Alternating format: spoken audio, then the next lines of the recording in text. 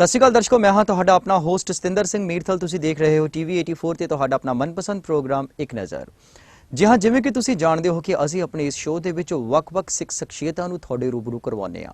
ਅੱਜ ਇਸੇ ਲੜੀ ਨੂੰ ਅਗਾਂਹ ਤੋਰਦੇ ਹੋਏ ਜਿਹੜੀ ਸਿੱਖ ਸ਼ਖਸੀਅਤ ਅੱਜ ਸਾਡੇ ਨਾਲ ਸਟੂਡੀਓ ਦੇ ਵਿੱਚ ਮੌਜੂਦ ਹੈ, ਉਹ ਕਿਸੇ ਵੀ ਤਾਰੀਫ ਦੀ ਮੁਹਤਾਜ ਨਹੀਂ।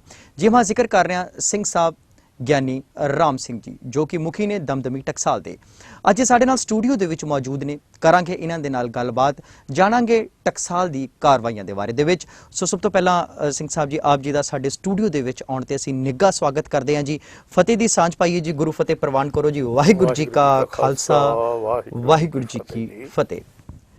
ਸਿੰਘ ਸਾਹਿਬ ਜੀ, ਟਕਸਾਲ ਇੱਕ ਐਸਾ ਨਾਂ ਹੈ ਜਿਸ ਨੂੰ ਬੜੇ ਸੰਘਰਸ਼ ਦੇ ਨਾਲ ਅਪਣਾਇਆ ਗਿਆ, ਔਰ ਟਕਸਾਲ ਜਿਸ ਵੇਲੇ ਹੋਣ ਦੇ ਵਿੱਚ ਆਈ ਬੜੀ ਕੁਰਬਾਨੀਆਂ, ਬੜੀਆਂ ਸ਼ਹੀਦੀਆਂ ਦੇਣੀਆਂ ਪਈਆਂ।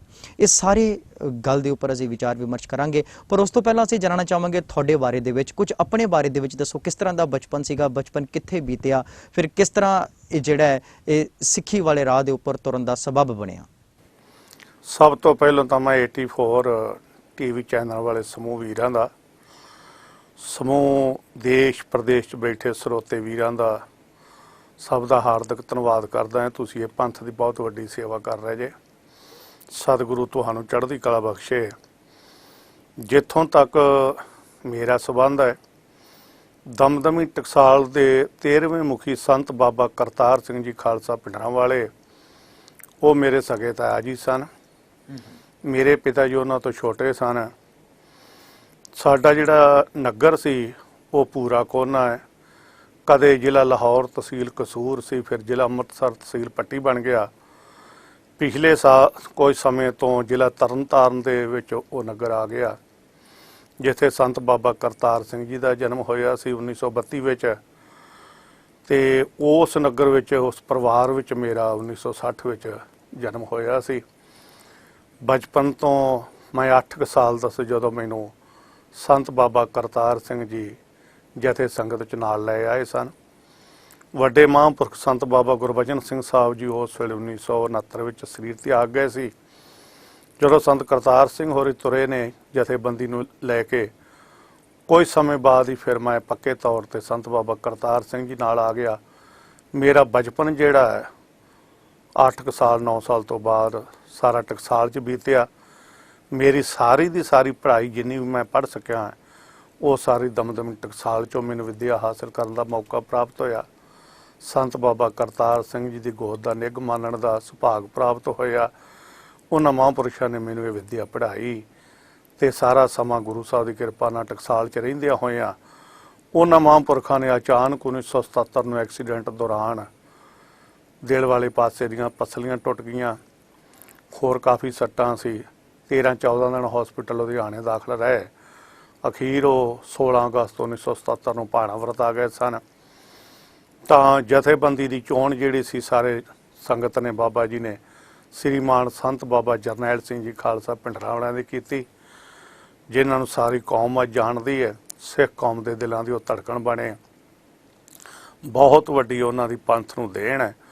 ਉਹਨਾਂ ਮਹਾਂਪੁਰਖਾਂ ਦੇ ਨਾਲ ਰਹਿ ਕੇ ਜਿੱਥੇ ਜਿੱਥੇ ਡਿਊਟੀਆਂ ਲੱਗੀਆਂ, ਮੇਰੀ ਡਿਊਟੀ ਧਰਮ ਪ੍ਰਚਾਰ ਵਿੱਚ ਉਹਨਾਂ ਨੇ ਸ਼੍ਰੋਮਣੀ ਕਮੇਟੀ 'ਚ ਟੌੜਾ ਸਾਹਿਬ ਨੂੰ ਕਹਿ ਕੇ ਸ਼੍ਰੋਮਣੀ ਗੁਰਦੁਆਰਾ ਪ੍ਰਬੰਧਕ ਕਮੇਟੀ 'ਚ ਬਤੌਰੇ ਪ੍ਰਚਾਰਕ ਦੀ ਸੇਵਾ ਲਵਾਈ।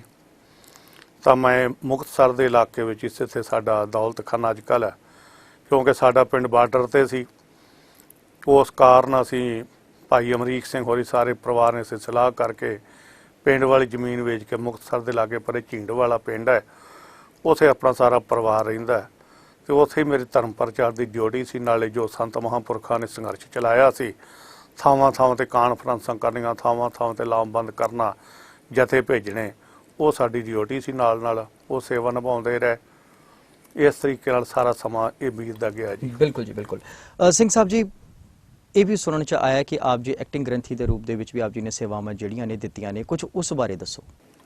ਮੈਨੂੰ ਸੁਭਾਗ ਪ੍ਰਾਪਤ ਹੋਇਆ ਜੀ ਵੀ ਜਦੋਂ ਧਰਮ ਪ੍ਰਚਾਰ ਦੇ ਸਮੇਂ ਦੌਰਾਨ ਹੀ ਜੂਨ 1984 ਦਾ ਇਹ ਦੁਖਾਂਤ ਹਿਰਦੇ ਵੇਦਕ ਜਿਹੜਾ ਬੀਤਿਆ, ਉਸ ਤੋਂ ਬਾਅਦ ਲੰਮਾ ਸਮਾਂ ਜੇਲ੍ਹ ਕੱਟਣ ਤੋਂ ਬਾਅਦ ਮੈਨੂੰ ਸ਼੍ਰੋਮਣੀ ਗੁਰਦੁਆਰਾ ਪ੍ਰਬੰਧਕ ਕਮੇਟੀ ਨੇ ਬਤੌਰ ਗ੍ਰੰਥੀ ਸਾਹਿਬਾਨ 6 ਮਾਰਚ 1987 ਨੂੰ 6 ਮਾਰਚ 1987 ਨੂੰ ਹਰਿਮੰਦਰ ਸਾਹਿਬ ਦੀ ਸੇਵਾ ਨਿਯੁਕਤ ਕਰ ਦਿੱਤਾ।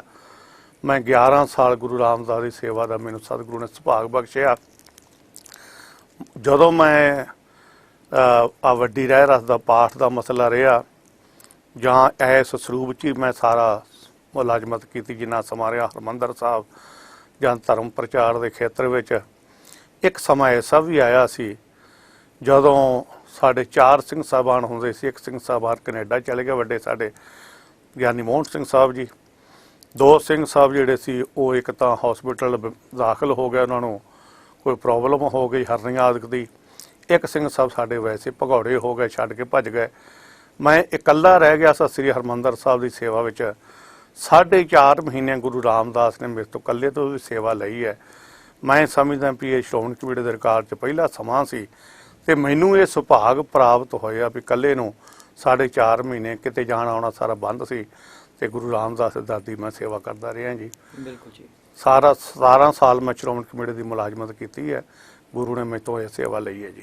ਸੋ ਸਿੰਘ ਸਾਹਿਬ ਜੀ, ਇਹ ਛੱਡਣ ਦਾ ਕੀ ਕਾਰਨ ਬਣਿਆ, ਕੀ ਸਬਬ ਬਣਿਆ ਕਿ ਆਪ ਜੀ ਨੂੰ ਧੰਨ ਧੰਨ ਸ਼੍ਰੀ ਗੁਰੂ ਰਾਮਦਾਸ ਮਹਾਰਾਜ ਦੇ ਚਰਨਾਂ ਦੇ ਵਿੱਚ ਇੰਨਾ ਪਾਵਨ ਪਵਿੱਤਰ ਸਥਾਨ ਦੇ ਵਿੱਚ ਸੇਵਾ ਦਾ ਮੌਕਾ ਮਿਲਿਆ, ਫਿਰ ਉਸ ਤੋਂ ਬਾਅਦ ਕੀ ਐਸੀ ਵਿਧ ਬਣ ਗਈ ਕਿ ਆਪ ਜੀ ਨੂੰ ਛੱਡਣਾ ਪਿਆ?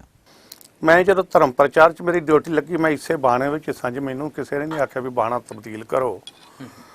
ਫਿਰ ਉਧਰੋਂ ਮੈਨੂੰ ਬਦਲ ਕੇ ਧਰਮ ਪ੍ਰਚਾਰ ਵੱਲੋਂ ਸ੍ਰੀ ਹਰਿਮੰਦਰ ਸਾਹਿਬ ਦੇ ਗ੍ਰੰਥੀ ਨਿਯੁਕਤ ਕੀਤਾ ਗਿਆ।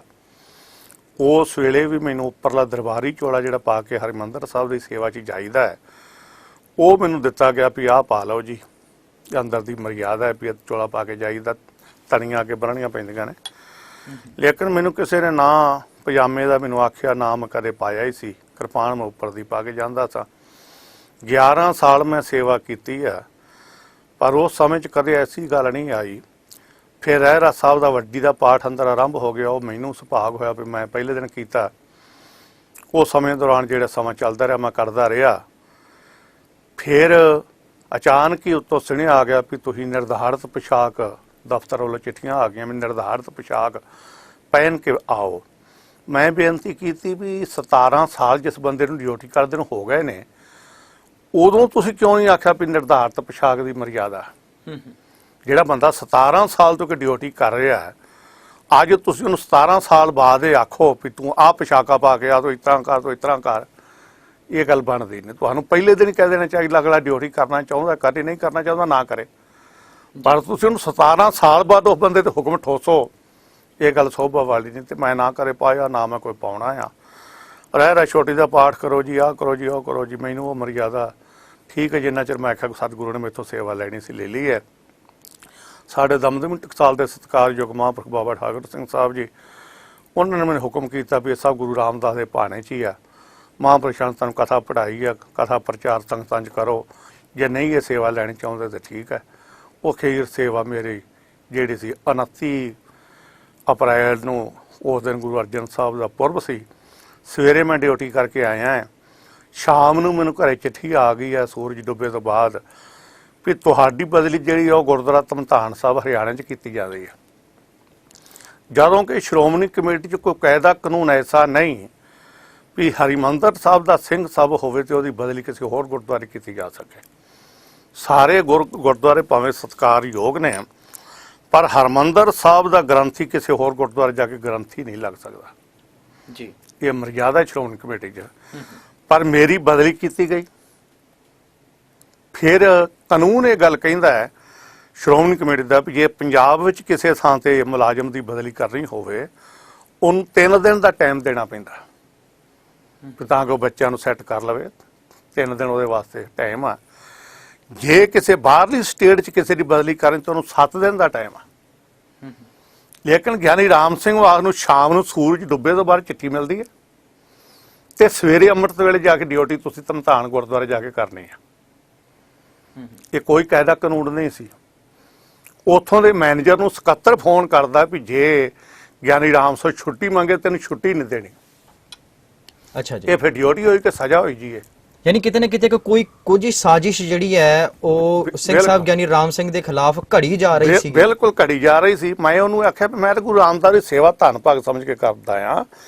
ਜੇ ਹੋਰ ਵੀ ਕੋਈ ਸਥਾਨ ਤੇ ਸੇਵਾ ਬੋਲੋ ਤਾਂ ਵੀ ਧੰਨ ਭਾਗ, ਪਰ ਮੈਨੂੰ ਇਹ ਸਜ਼ਾ ਦੇ ਤੌਰ ਤੇ ਨਾ ਮੈਨੂੰ ਇਹ ਕੀਤਾ ਜਾਵੇ, ਮੈਂ ਇਸ ਗੱਲ ਨੂੰ ਪ੍ਰਵਾਨ ਨਹੀਂ ਕਰਦਾ। ਜਿੰਨੀ ਸਤਿਗੁਰੂ ਨੇ ਮੈਥੋਂ ਸੇਵਾ ਲੈਣੀ ਸੀ ਲੈ ਲਈ ਹੈ, ਮੈਂ ਕਿਤੇ ਸਜ਼ਾ ਥੋੜੀ ਭੁਗਤਣ ਜਾਣਾ ਵੀ ਮੈਂ ਰਾਤੋਂ ਰਾਤ ਮੇਰੇ ਕੋਲ ਕੋਈ ਜਹਾਜ਼ ਹੈ ਜਾਂ ਕੋਈ ਸਾਧਨ ਮੈਂ ਭੱਜ ਕੇ ਉੱਥੇ ਪਹੁੰਚ ਜਾਵਾਂ। ਸੋ ਇਹ ਗੈਰ ਕਾਨੂੰਨੀ ਗੱਲ ਸੀ ਮੇਰੇ ਨਾਲ ਜੋ ਧੱਕੇਸ਼ਾਹੀ ਹੋਈ, ਮੈਂ ਫਿਰ ਉਹ ਸੇਵਾ ਤੋਂ ਨਹੀਂ ਗਿਆ ਜੀ। ਕੀ ਕਾਰਨ ਬਣੇ ਕਿ ਉਹ ਆਪ ਜੀ ਦੀ ਸੇਵਾਵਾਂ ਤੋਂ ਖੁਸ਼ ਨਹੀਂ ਸੀ, ਜਾਂ ਉਹਨਾਂ ਨੂੰ ਲੱਗਦਾ ਸੀਗਾ ਵੀ ਜਿਹੜੀਆਂ ਸਾਡੀਆਂ ਨੀਤੀਆਂ ਨੇ ਉਹਨਾਂ ਤੇ ਸਿੰਘ ਸਾਹਿਬ ਖਰੇ ਨਹੀਂ ਉਤਰ ਰਹੇ, ਜਾਂ ਸਿੰਘ ਸਾਹਿਬ ਸਾਡੀ ਗੱਲ ਨਹੀਂ ਮੰਨ ਰਹੇ, ਜਾਂ ਇਹ ਆਪਣੀ ਮਨਵਾਉਣਾ ਚਾਹੁੰਦੇ ਨੇ? ਕੀ ਕਾਰਨ ਪੈਦਾ ਹੋ ਗਏ ਸੀ? ਕੀ ਲੱਗਦਾ, ਕੀ ਐਨਾਲਾਈਜ਼ ਕੱਢਿਆ ਤੁਸੀਂ? 17 ਸਾਲਾਂ ਦੀ ਮੁਲਾਜ਼ਮਤ ਵਿੱਚ ਇਹਨਾਂ ਕੋਲ ਇੱਕ ਵੀ ਮੇਰੇ ਵਿਰੁੱਧ ਚਿੱਠੀ ਨਹੀਂ ਹੈਗੀ ਜੀ।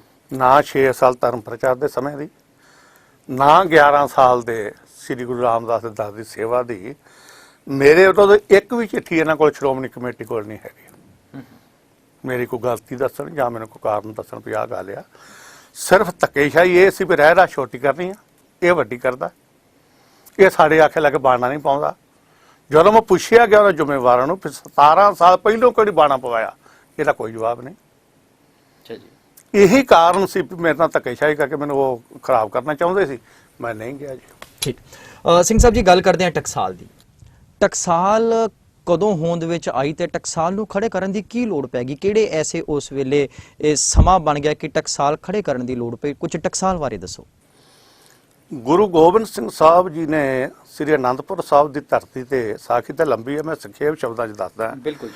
ਵੀ ਇੱਕ ਸਿੰਘ ਅੰਮ੍ਰਿਤ ਵੇਲੇ 5 ਗ੍ਰੰਥੀ ਦਾ ਨੇਤਰੇਮ ਉਦੋਂ ਆਮ ਸਿੰਘ ਕਰਦੇ ਸੀ ਤੇ ਗੁਟਕੇ ਪੋਥੀਆਂ ਆਮ ਨਹੀਂ ਸੀ ਉਦੋਂ ਹੁੰਦੇ। ਇੱਕ ਸਿੰਘ ਤੋਂ ਦੂਜਾ ਸਿੰਘ ਜਾਂ ਤਾਂ ਕੱਚੇ ਕਾਗਜ਼ ਤੇ ਕੱਚੀ ਪੈਨਸਲ ਨਾਲ ਲਿਖ ਕੇ ਸ਼ਬਦ ਯਾਦ ਕਰਦਾ ਸੀ ਤੇ ਜਾਂ ਫਿਰ ਪੁੱਛ ਕੇ ਸ਼ਬਦ ਯਾਦ ਕੀਤੇ ਜਾਂਦੇ ਸੀ ਜੀ। ਪਰ ਉਹ ਸਿੰਘ ਨੇਤਰੇਮ ਵੀ ਬੜੇ ਤਗੜੇ ਸੀ। ਗੁਟਕੇ ਪੋਥੀਆਂ ਦੇ ਅੱਜਕੱਲ ਵਰਗੇ ਛਾਪੇਖਾਨੇ ਨਹੀਂ, ਪ੍ਰਬੰਧ ਨਹੀਂ ਸੀ। ਸਿੰਘ ਅੰਮ੍ਰਿਤ ਵੇਲੇ ਪਾਠ ਕਰ ਰਿਹਾ ਸੀ, ਕਰਤੇ ਕੀਮਤ ਕਰਤਾ ਜਾਣਾ, ਕਹਿ ਜਾਣੇ ਗੁਰ ਸੂਰਜ ਸ਼ਬਦ ਹੈ, ਦੱਖਣੀ ਓਂਕਾਰ ਦੀ ਤੀਜੀ ਪੌੜੀ ਹੈ। ਉਹ ਕਹਿ ਰਿਹਾ ਸੀ ਕਰਤੇ ਕੀਮਤ ਕਰਤਾ ਜਾਣੇ, ਕੇ ਜਾਣੇ ਗੁਰ ਸੂਰਾ। ਸਤਿਗੁਰਾਂ ਨੇ ਜਦੋਂ ਬੰਗਲੇ 'ਚ ਸਤਿਗੁਰੂ ਸੀ ਅੰਮ੍ਰਿਤ ਵੇਲੇ ਨੇਤਰੇਮ ਕਰ ਰਿਹਾ ਸੁਣਿਆ, ਉਹਨਾਂ ਨੇ ਸਿੰਘ ਨੂੰ ਆਵਾਜ਼ ਮਾਰੀ ਵੀ ਸਿੰਘਾ ਬਾਣੀ ਸੋਧ ਕੇ ਪੜ੍ਹ। ਦੂਜੀ ਵਾਰੀ ਆਖਿਆ ਸੋਧ ਕੇ ਪੜ੍ਹ, ਤੀਜੀ ਵਾਰੀ ਆਖਿਆ ਉਹਨੇ ਨਹੀਂ ਸੁਣੇ। ਸਤਿਗੁਰੂ ਨੇ ਆਪਣੇ ਗੜਵਈ ਸਿੰਘ ਨੂੰ ਭੇਜਿਆ, ਮੇਰੇ ਮੂੰਹ ਤੇ ਚਪੇੜਾ ਮਾਰ ਕੇ ਆ। ਉਹ ਸਿੰਘ ਗਿਆ, ਉਹ ਚਪੇੜਾ ਮਾਰ ਕੇ ਭੱਜ ਆਇਆ। ਉਹ ਸਿੰਘ ਉਹ ਤਾਂ ਨੇਤਰੇਮ ਕਰਦਾ ਰਿਹਾ। ਜਦੋਂ ਗੁਰੂ ਕਾ ਦੀਵਾਨ ਸਜਿਆ ਦਿਨੇ, ਉਹਨੇ ਬੇਨਤੀ ਕੀਤੀ ਸਤਿਗੁਰੂ ਤੁਹਾਡੀ ਬਾਣੀ ਤੇ ਜਮਦੂਤਾਂ ਦੀ ਕੁੱਟ ਮਾਰ ਤੋਂ ਨਾਲੇ ਕਹਿੰਦੇ ਉਹ ਬਚਾਉਂਦੀ ਹੈ, ਪਰ ਸਾਨੂੰ ਤਾਂ ਤੁਹਾਡੇ ਦਰਬਾਰ 'ਚ ਤੁਹਾਡਾ ਗੜਵਈ ਸਿੰਘ ਚਪੇੜਾ ਮਾਰ ਕੇ ਨੇਤਰੇਮ ਕਰਦੇ ਨੂੰ ਸੱਚੇ ਪਾਤਸ਼ਾਹ ਕਾਰਨ ਕੀ ਹੈ? ਉਹਨਾਂ ਆਖਿਆ ਸਿੰਘਾ ਅਸੀਂ ਭੇਜਿਆ ਸੀ। ਸਤਿਗੁਰੂ ਤੁਸੀਂ ਭੇਜਿਆ ਸੀ, ਤੁਸੀਂ ਚਪੇੜਾ ਮਾਰੋਈਆਂ? ਕਹਿੰਦੇ ਹਾਂ। ਸਤਿਗੁਰੂ ਪੁੱਛਣ ਲੱਗੇ ਅਸੀਂ 3 ਵਾਰ ਸਿੰਘਾ ਤੈਨੂੰ ਆਵਾਜ਼ ਦੀ ਬਾਣੀ ਸੋਧ ਕੇ ਪੜ੍ਹ, ਦੱਸ ਕੀ ਪੜ੍ਹ ਰਿਹਾ ਸੀ? ਸਵੇਰੇ ਫੇਰੇ ਤੁਕ ਪੜ੍ਹ ਕੇ ਸਤਿਗੁਰਾਂ ਨੇ ਆਖਿਆ ਸੁਣਾ। ਉਹਨੂੰ ਜਿਵੇਂ ਆਉਂਦੀ ਸੀ ਉਹਨੇ ਪੜ੍ਹ ਕੇ ਸੁਣਾਤੀ ਵੀ ਕਰਤੇ ਕੀਮਤ ਕਰਤਾ ਜਾਣੇ, ਕੇ ਜਾਣੇ ਗੁਰਸੂਰਾ। ਸਤਿਗੁਰੂ ਕਹਿੰਦੇ ਕਿੱਡਾ ਨਰਥ ਹੋ ਰਿਹਾ ਕਿ ਇਹਦਾ ਮਤਲਬ ਹੈ ਗੁਰੂ ਦੀ ਮਰਿਆਦਾ ਨੂੰ, ਗੁਰੂ ਸੂਰਮਾ ਕਰਤੇ ਦੀ ਮਰਿਆਦਾ ਨੂੰ ਕੇ ਜਾਣੇ, ਕੀ ਜਾਣ ਸਕਦਾ? ਤੇ ਜੇ ਗੁਰੂ ਸੂਰਮਾ ਕਰਤੇ ਦੀ ਮਰਿਆਦਾ ਨੂੰ ਨਹੀਂ ਜਾਣ ਸਕਦਾ ਤੇ ਗੁਰੂ ਸੂਰਮਾ ਕਿਵੇਂ ਸੰਸਾਰ ਦਾ ਭਲਾ ਕਿਵੇਂ ਕਰ ਸਕਦਾ? ਸਾਨੂੰ ਕੀ ਸਿੱਖਿਆ ਦੇ ਸਕਦਾ? ਉਹਦਾ ਭਾਵ ਆ ਵੀ ਕਰਤੇ ਕੀਮਤ ਕਰਤਾ ਜਾਣਾ ਹੈ, ਕਰਤੇ ਦੀ ਮਰਿਆਦਾ ਨੂੰ ਕਰਤਾ ਜਾਣਦਾ, ਕਹਿ ਜਾਣਾ ਹੈ ਗੁਰਸੂਰਾ। ਕਹਿ ਦਾ ਭਾਵ ਹੈ ਜਾਂ ਗੁਰੂ ਸੂਰਮਾ ਜਾਣਦਾ। ਉਹ ਸਿੰਘ ਨੇ ਹੱਥ ਜੋੜ ਕੇ ਮਾਫੀ ਮੰਗੀ। ਚੌਲ ਦੀ ਸੇਵਾ ਕਰ ਅਸੀਂ ਪਿਆਰੇ ਦਇਆ ਸਿੰਘ ਜੀ ਸਤਿਗੁਰਾਂ ਨੂੰ ਬੇਨਤੀ ਕੀਤੀ, ਮਹਾਰਾਜ ਸਾਨੂੰ ਤਾਂ ਫਿਰ ਅਰਥਾਂ ਦਾ ਗਿਆਨ ਨਹੀਂ, ਤੇ ਜਿਵੇਂ ਆਉਂਦੀ ਬਾਣੀ ਪੜ੍ਹ ਲੈਂਦੇ ਹਾਂ, ਸਰ ਕਿਰਪਾ ਕਰੋ ਸਾਨੂੰ ਗੁਰਬਾਣੀ ਦੇ ਅਰਥ ਪੜ੍ਹਾਓ। ਸਤਿਗੁਰੂ ਕਹਿੰਦੇ ਕਿ ਹੁਣ ਤਾਂ ਜੰਗਾਂ ਯੁੱਧਾਂ ਦਾ ਸਮਾਂ ਹੈ, ਵਿਹਲੇ ਹੋ ਕੇ ਅਰਥ ਪੜ੍ਹਾਵਾਂਗੇ। ਜਦੋਂ ਮੁਕਤਸਰ ਸਾਲਾ ਆਖਰੀ ਜੰਗ ਸਤਿਗੁਰਾਂ ਨੇ ਕੀਤਾ ਨਾ ਜੀ, ਉਸ ਤੋਂ ਬਾਅਦ ਸਤਿਗੁਰੂ ਸਾਬੋ ਕੀ ਤਲਵੰਡੀ ਦਮਦਮਾ ਸਾਹਿਬ ਜਦੋਂ ਪਹੁੰਚਦੇ ਨੇ, ਕਮਰ ਕੱਸਾ ਲੜਾਈ ਦਾ ਖੋਲ੍ਹ ਦਿੱਤਾ। ਉਸ ਵੇਲੇ ਸਿੰਘਾਂ ਨੇ ਬੇਨਤੀ ਕੀਤੀ ਮਹਾਰਾਜ ਹੁਣ ਸਾਨੂੰ ਅਰਥ ਪੜ੍ਹਾਓ, ਤੁਸੀਂ ਸਾਨੂੰ ਵਾਅਦਾ ਕੀਤਾ ਸੀ। ਗੁਰੂ ਸਾਹਿਬ ਨੇ ਆ 25 ਸਿੰਘ ਜਾਓ, ਇਹਨਾਂ 'ਚ ਬਾਬਾ ਦੀਪ ਸਿੰਘ ਸਾਹਿਬ ਵੀ ਗਏ ਵੀ ਧੀਰਮਲ ਦੇ ਕੋਲ ਕਰਤਾਰਪੁਰ ਸਾਹਿਬ ਸਰੂਪ ਹੈ, ਗੁਰੂ ਅਰਜਨ ਸਾਹਿਬ ਨੇ ਜੋ ਲਿਖਵਾਇਆ ਸੀ, ਉਹ ਸਰੂਪ ਲੈ ਕੇ ਆਓ। ਜਦੋਂ ਗੁਰੂ ਸਾਹਿਬ ਦੇ ਭੇਜੇ 25 ਸਿੰਘ ਗਏ ਤੇ ਧੀਰਮਲ ਨੇ ਜਵਾਬ ਦੇ ਦਿੱਤਾ ਵੀ ਨਾਲ ਤਰਕ ਵੀ ਕੀਤੀ ਵੀ ਮੇਰੇ ਕੋਲ ਵੱਡਿਆਂ ਦਾ ਖਜ਼ਾਨਾ ਇਹ ਨਹੀਂ ਮੈਂ ਦੇਣਾ, ਜੇ ਉਹੀ ਗੁਰੂ ਨਾਨਕ ਗੁਰੂ ਅਰਜਨ ਸਾਹਿਬ ਦਾ ਸਰੂਪ ਨੇ ਗੁਰੂ ਗੋਬਿੰਦ ਸਿੰਘ ਸਾਹਿਬ ਤੇ ਆਪਣੇ ਕੋਲੋਂ ਕੋਈ ਨਹੀਂ ਬਾਣੀ ਉਚਾਰ ਲੈਂਦੇ, ਮੈਂ ਨਹੀਂ ਦੇਣਾ। ਸਿੰਘਾਂ ਨੇ ਜਾ ਕੇ ਬੇਨਤੀ ਕੀਤੀ, ਸਤਿਗੁਰਾਂ ਨੇ ਆਖਿਆ ਕੋਈ ਗੱਲ ਨਹੀਂ। ਬਾਬਾ ਦੀਪ ਸਿੰਘ ਸਾਹਿਬ ਨੂੰ ਹੁਕਮ ਕੀਤਾ ਵੀ ਦੀਪ ਸਿੰਘ ਸਿਆਹੀ ਕਾਗਜ਼ ਪੱਤਰਾਂ ਦਾ ਪ੍ਰਬੰਧ ਕਰੋ। ਭਾਈ ਮਨੀ ਸਿੰਘ ਸਾਹਿਬ ਨੂੰ ਹੁਕਮ ਕੀਤਾ ਲਿਖਣ ਦੀ ਸੇਵਾ ਤੁਸੀਂ ਕਰਨੀ ਹੈ। ਉਹਨਾਂ ਕਿਹਾ ਮਹਾਰਾਜ ਮੈਨੂੰ ਤਾਂ ਇਹ ਸੇਵਾ ਬੜੀ ਔਖੀ ਵੀ ਲਿਖਣਾ ਨਹੀਂ ਆਉਂਦਾ। ਸਤਿਗੁਰੂ ਕਹਿਣਗੇ ਆਹ ਮਾਰੀ ਕਲਮ ਚੱਲੇਗੀ, ਤੁਸੀਂ ਯਤਨ ਕਰੋ। ਸੋ ਉਸ ਵੇਲੇ ਗੁਰੂ ਸਾਹਿਬ ਨੇ ਉੱਥੇ 9 ਮਹੀਨੇ 9 ਦਿਨ ਦਾ ਸਮਾਂ ਲਾ ਕੇ ਸਾਬੋ ਕੀ ਤਲਵੰਡੀ ਤਖਤ ਜਿਹੜਾ ਕੌਮ ਦਾ ਬੈਠ ਕੇ ਸਤਿਗੁਰਾਂ ਨੇ ਅੰਮ੍ਰਿਤ ਵੇਲੇ ਬਾਣੀ ਉਚਾਰਿਆ ਕਰਦੇ। ਸ਼ਾਮ ਨੂੰ ਫਿਰ ਉਸੇ ਗੁਰਬਾਣੀ ਦੇ ਅਰਥ ਪੜ੍ਹਾਇਆ ਕਰਦੇ। 48 ਸਿੰਘ ਅਰਥ ਪੜ੍ਹ ਕੇ ਦੇਹ ਮੁਕਤੀ ਨੂੰ ਪ੍ਰਾਪਤ ਹੋਏ। ਜਦੋਂ ਸਮਾਪਤੀ ਹੋ ਗਈ ਤੇ ਗੁਰੂ ਸਾਹਿਬ ਨੇ ਅੱਗੇ ਇਹ ਪਰੰਪਰਾ ਚਲਾਉਣ ਵਾਸਤੇ 2 ਸਿੰਘਾਂ ਨੂੰ ਵਿਸ਼ੇਸ਼ ਤੌਰ ਤੇ ਫਿਰ ਆਗਿਆ ਕੀਤੀ, ਬਾਬਾ ਦੀਪ ਸਿੰਘ ਸਾਹਿਬ ਨੂੰ, ਬਾਬਾ ਮਨੀ ਸਿੰਘ ਸਾਹਿਬ ਨੂੰ, ਵੀ ਭਾਈ ਇਹ ਜਿਹੜੀ ਅਸੀਂ ਤੁਹਾਨੂੰ ਅਰਥ ਪੜ੍ਹਾਏ ਨੇ ਸੀਨਾ ਬਸੀਨਾ ਕੇ ਪ੍ਰਣਾਲੀ ਚਲਾਉਣੀ ਹੈ, ਤਾਂ ਕਿ ਗੁਰਬਾਣੀ ਦਾ ਸ਼ੁੱਧ ਉਚਾਰਨ, ਗੁਰਬਾਣੀ ਦੇ ਸ਼ੁੱਧ ਵਿਆਖਿਆ ਜਿਹੜੀ ਕਰਨ ਵਾਸਤੇ, ਤੇ ਇਹ ਤੁਹਾਡੀ 2 ਅਸੀਂ ਟਕਸਾਲਾਂ ਚਲਾਉਣੀਆਂ ਨੇ। ਬਾਬਾ ਦੀਪ ਸਿੰਘ ਸਾਹਿਬ ਨੂੰ ਹੁਕਮ ਕੀਤਾ, ਦੀਪ ਸਿੰਘਾ ਇਹ ਸਾਡੀ ਗੁਰੂ ਕਾਂਸ਼ੀ ਵਾਲੀ ਅਸਥਾਨ ਜਗ੍ਹਾ, ਇੱਥੇ ਬੈਲ ਬੁੱਧੀ ਵਾਲੇ ਲੋਕ ਵੀ ਆ ਕੇ ਪੜ੍ਹਨਗੇ ਤਾਂ ਉਹਨਾਂ ਨੂੰ ਬ੍ਰਹਮ ਵਿਦਿਆ ਪ੍ਰਾਪਤ ਹੋਵੇਗੀ, ਤੁਸੀਂ ਇੱਥੇ ਰਹਿ ਕੇ ਸੇਵਾ ਸਾਰੀ ਕਰੋ ਤੇ ਵਿਦਿਆਰਥੀਆਂ ਨੂੰ ਪੜ੍ਹਾਓ। ਬਾਬਾ ਮਨੀ ਸਿੰਘ ਸਾਹਿਬ ਨੂੰ ਹੁਕਮ ਕੀਤਾ, ਤੁਸੀਂ ਅੰਮ੍ਰਿਤਸਰ ਸਾਹਿਬ ਜਾ ਕੇ ਹਰਿਮੰਦਰ ਸਾਹਿਬ ਦੀ ਸੇਵਾ ਕਰਨੀ ਹੈ, ਨਾਲ ਉੱਥੇ ਵਿਦਿਆਰਥੀਆਂ ਨੂੰ ਰੱਖ ਕੇ ਬ੍ਰਹਮ ਵਿਦਿਆ ਪੜ੍ਹਾਉਣੀ ਹੈ। ਉਹ 2 ਟਕਸਾਲਾਂ ਜਿਹੜੀਆਂ ਨੇ, ਇੱਕ ਅੰਮ੍ਰਿਤਸਰ ਵਾਲੀ ਬਾਬਾ ਮਨੀ ਸਿੰਘ ਵਾਲੀ ਟਕਸਾਲ ਜਿਹੜੀ ਸੱਤੋ ਵਾਲੀ ਗਲੀ 'ਚ ਸੰਤ ਬਾਬਾ ਮੱਖਣ ਸਿੰਘ ਜੀ ਸੇਵਾ ਨਿਭਾ ਰਹੇ ਨੇ, ਦੂਜੀ ਟਕਸਾਲ ਜਿਹੜੀ ਸੀ ਉਹ ਦਮਦਮੀ ਟਕਸਾਲ ਇਸ ਕਰਕੇ ਵੱਜਦੀ ਹੈ ਕਿਉਂਕਿ ਬਾਬਾ ਦੀਪ ਸਿੰਘ ਸਾਹਿਬ ਦੀ ਡਿਊਟੀ ਸਤਿਗੁਰੂ ਜੀ ਨੇ ਦਮਦਮੇ ਸਾਹਿਬ ਲਾਈ ਸੀ, ਉਦੋਂ ਤੋਂ ਲੈ ਕੇ ਇਹ ਸਾਰੀ ਟਕਸਾਲ ਦਮਦਮੀ ਟਕਸਾਲ ਵੱਜਦੀ ਹੈ। ਇਹ ਗੁਰੂ ਕਲਗੀਧਰ ਦੀ ਚਲਾਈ ਸੀਨਾ ਬਸੀਨਾ, ਪਹਿਲੇ ਬਾਬਾ ਦੀਪ ਸਿੰਘ ਜੀ ਇਹਦੇ ਸ਼ਹੀਦ ਹੋਏ ਮੁਖੀ ਸਨ, ਉਹ ਸੀਨਾ ਬਸੀਨਾ ਟਕਸਾਲ ਚੱਲ ਰਹੀ ਹੈ ਜੀ। ਬਹੁਤ ਵਧੀਆ ਜੀ। ਸੋ ਜੀ ਵੇਲਾ ਹੋ ਚੱਲਿਆ ਇੱਕ ਛੋਟੇ ਜਿਹੇ ਬ੍ਰੇਕ ਦਾ, ਛੇਤੀ ਮੁੜਦੇ ਹਾਂ ਛੋਟੇ ਜਿਹੇ ਬ੍ਰੇਕ ਤੋਂ ਬਾਅਦ। ਇੱਕ ਨਜ਼ਰ ਇੱਕ ਨਜ਼ਰ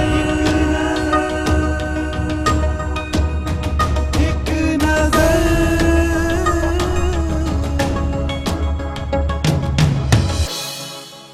ਇੱਕ ਨਜ਼ਰ ਇੱਕ ਨਜ਼ਰ ਇੱਕ ਨਜ਼ਰ।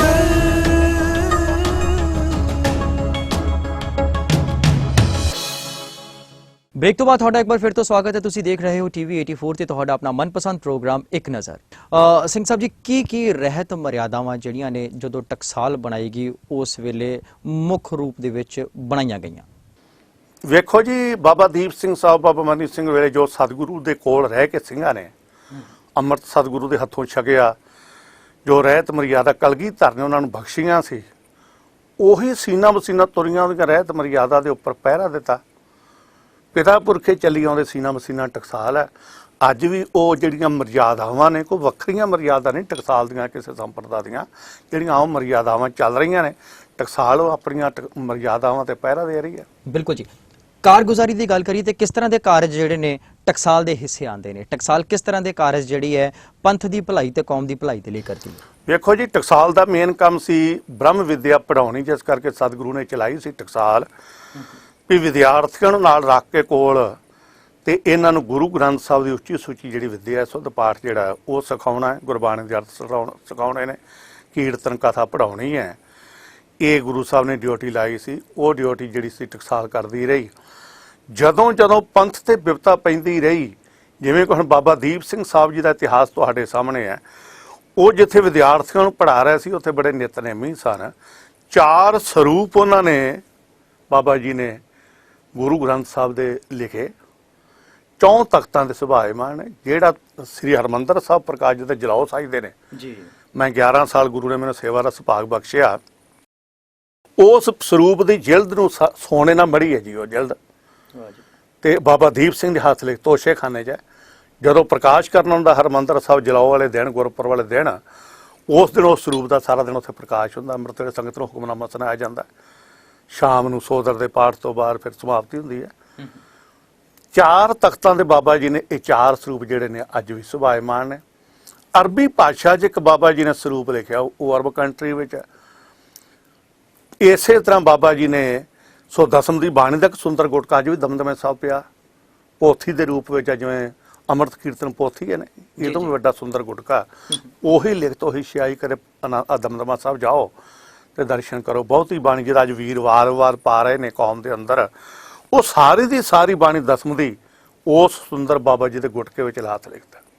ਵਾਹ ਜੀ ਵਾਹ। ਤੇ ਉਹਨਾਂ ਦਾ ਕੰਮ ਸੀ ਟਕਸਾਲ ਦਾ, ਤੁਹਾਡੀ ਗੱਲ ਚੋਂ ਹਾਂਜੀ, ਵੀ ਵਿਦਿਆ ਪੜ੍ਹਾਉਣੀ। ਪਰ ਜਦੋਂ ਪੰਥ ਤੇ ਬਿਪਤਾ ਦਾ ਸਮਾਂ ਆਇਆ, ਜਦੋਂ ਸਿੱਖਾਂ ਦਾ ਹਰਿਮੰਦਰ ਸਾਹਿਬ ਸਰੋਵਰ ਪੂਰੇ ਜਾਣ ਲੱਗਾ, ਅਬਦਾਲੀ ਨੇ ਹਮਲਾ ਕੀਤਾ, ਤੇ ਬਾਬਾ ਜੀ ਨੇ ਜਦੋਂ ਹਿਰਦੇ ਵੇਦ ਉੱਥੇ ਖਬਰ ਸੁਣੀ, ਤਾਂ ਉਸ ਵੇਲੇ ਜਿਹੜੀ ਲਿਖਣ ਵਾਲੀ ਕਲਮ ਸੀ ਨਾ, ਰੱਖ ਕੇ ਕੱਚੇ 18 ਸਿਰ ਦਾ ਖੰਡਾ ਫਿਰ ਬਜ਼ੁਰਗ ਨੇ ਹੱਥ 'ਚ ਲੈ ਲਿਆ, ਅਰਦਾਸਾ ਕਰਕੇ ਤੁਰਿਆ। ਗੋਲਵੜ ਦੇ ਮੈਦਾਨ 'ਚ ਲੜਾਈ ਸ਼ੁਰੂ ਹੋ ਗਈ। ਖੀਰ ਉਹਨਾਂ ਦਾ ਸਿਰ ਲੱਥੇ ਤੋਂ ਵੀ ਟਾਲਾ ਸਾਹਿਬ ਗੁਰਦੁਆਰਾ ਸਥਾਨ ਬਣਿਆ। ਸਿਰ ਲੱਥੇ ਤੋਂ ਵੀ 20 ਜਥੇਦਾਰ ਨੇ ਬੇਨਤੀ ਕੀਤੀ, ਬਾਬਾ ਜੀ ਅਰਦਾਸਾ ਕੀਤਾ ਸੀ ਤਰਨ ਤਾਰਨ ਦਰਬਾਰ ਸਾਹਿਬ ਵੀ ਸਿਰ ਗੁਰੂ ਰਾਮਦਾਸ ਦੇ ਚਰਨਾਂ 'ਚ ਭੇਟ ਕਰਨਾ। ਰਸਤੇ 'ਚ ਹੀ ਆਸਣ ਲਾ ਲਿਆ, ਚਾਟੋ ਖੱਬੀ ਤਲੀ ਤੇ ਸਿਰ ਰੱਖਿਆ, ਸੱਜੇ ਹੱਥ 'ਚ 18 ਸਿਰ ਕੱਚੇ ਦਾ ਖੰਡਾ ਲਿਆ।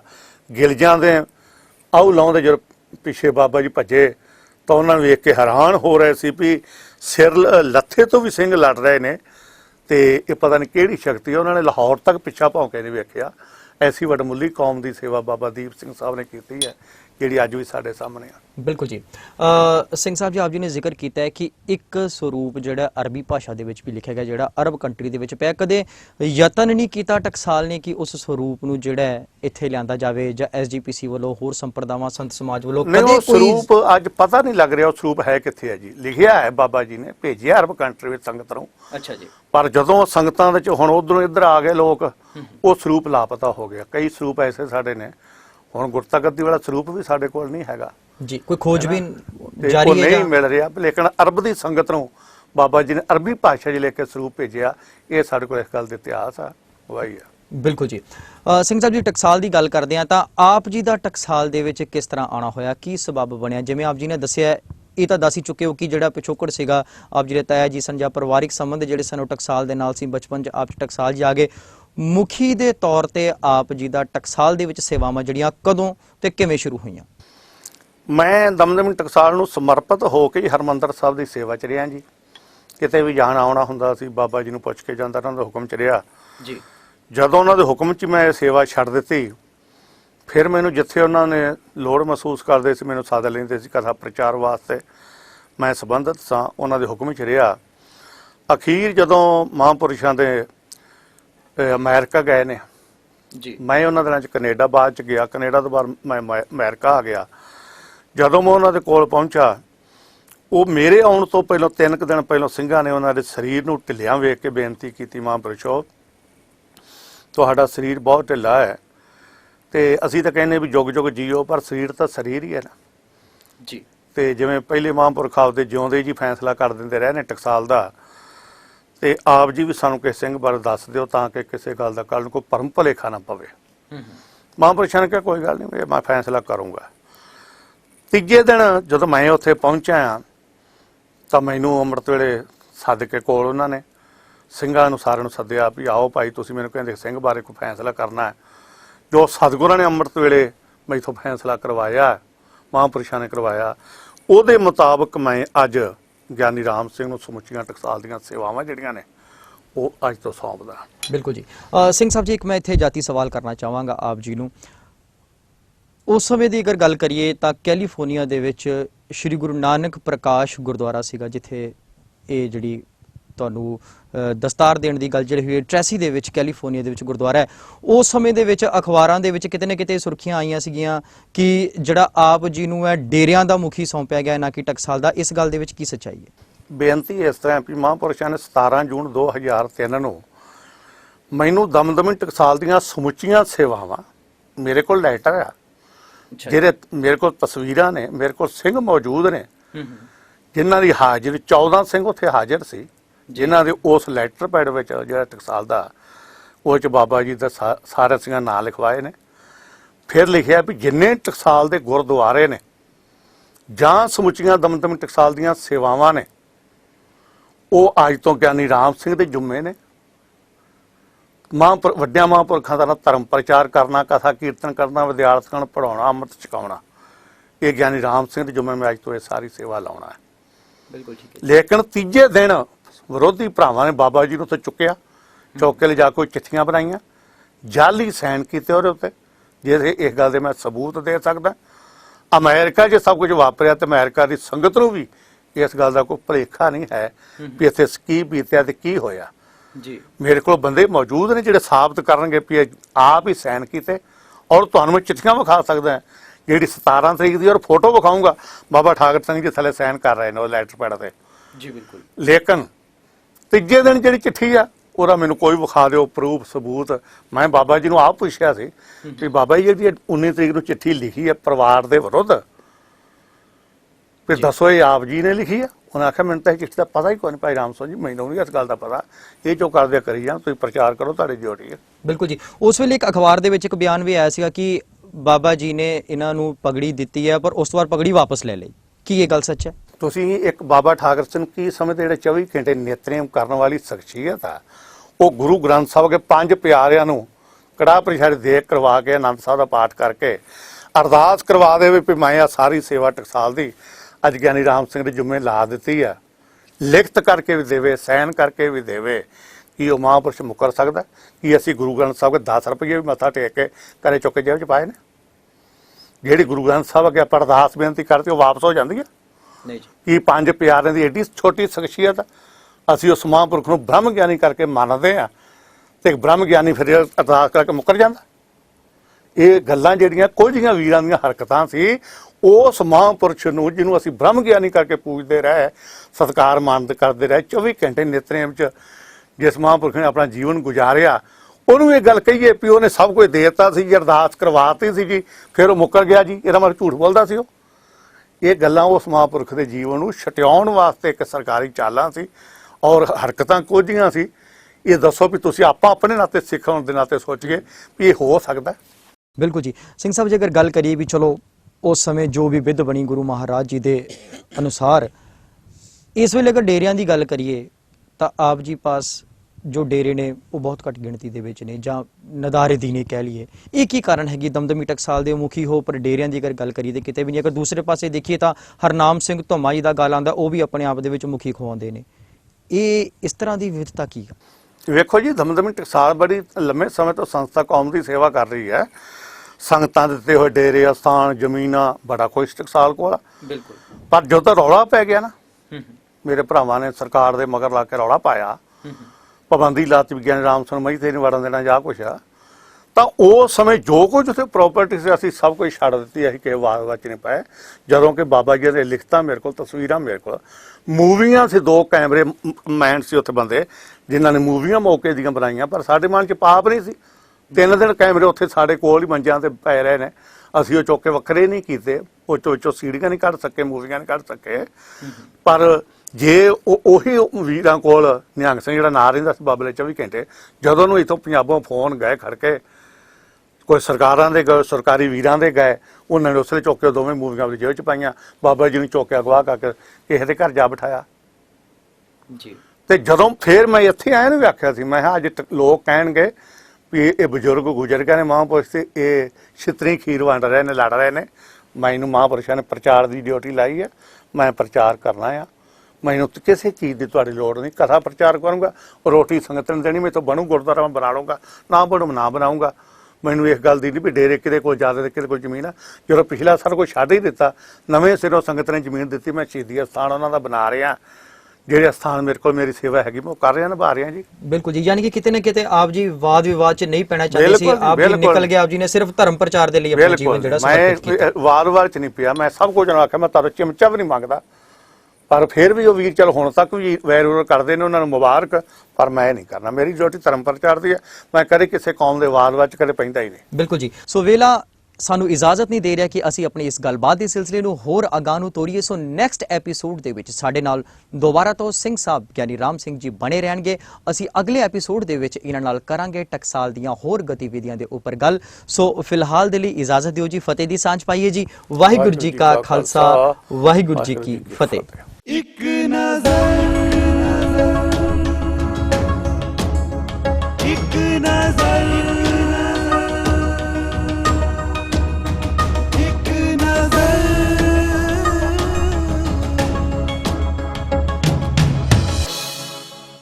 ਇੱਕ ਨਜ਼ਰ,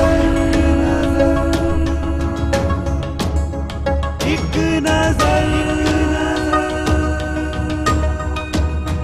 ਇੱਕ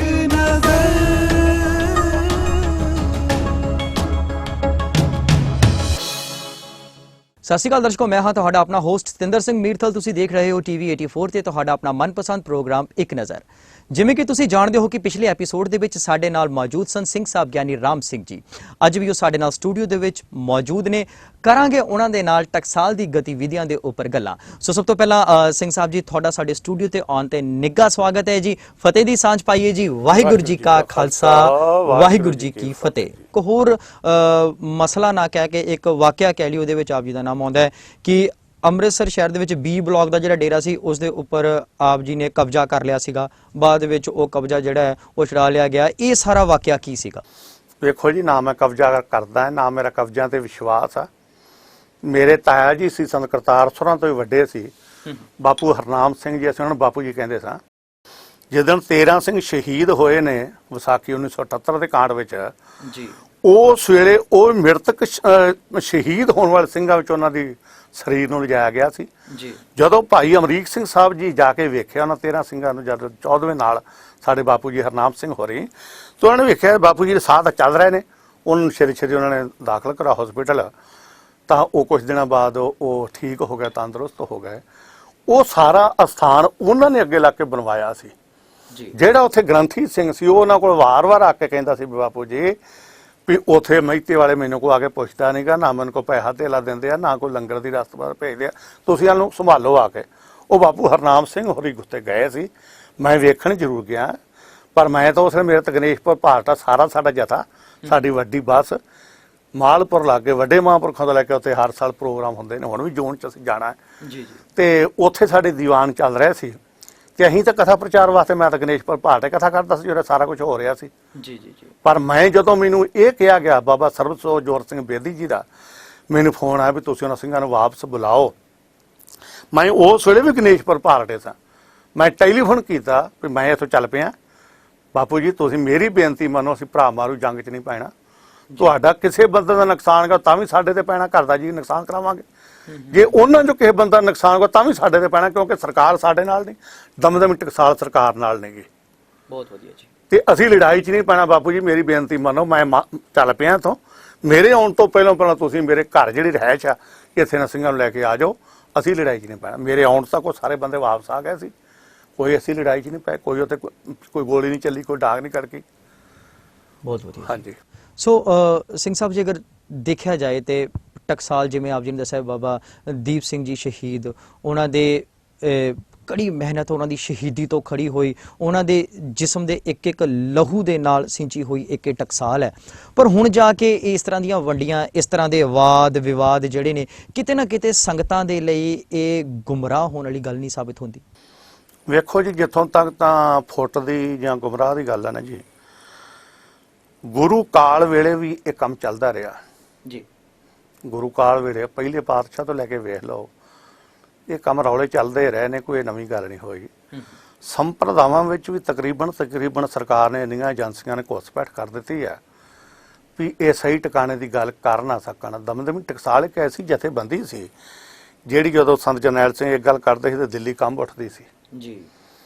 ਜਿਹੜੀ ਏਡੀ ਵੱਡੀ ਪਾਵਰ ਹੋਵੇ, ਜਿਹਦੇ ਵਾਸਤੇ ਏਡਾ ਵੱਡਾ ਸਰਕਾਰ ਨੂੰ, ਦੇਸ਼ ਦੀ, ਹਿੰਦੁਸਤਾਨ ਦੀ ਫੌਜ ਨੂੰ ਹਮਲਾ ਕਰਨਾ ਪਵੇ ਜਿਸ ਟਕਸਾਲ ਤੇ ਉਸ ਟਕਸਾਲ ਦੇ ਮੁੱਠੀ ਭਰ ਗਿਣਤੀ ਦੇ ਬੰਦੇ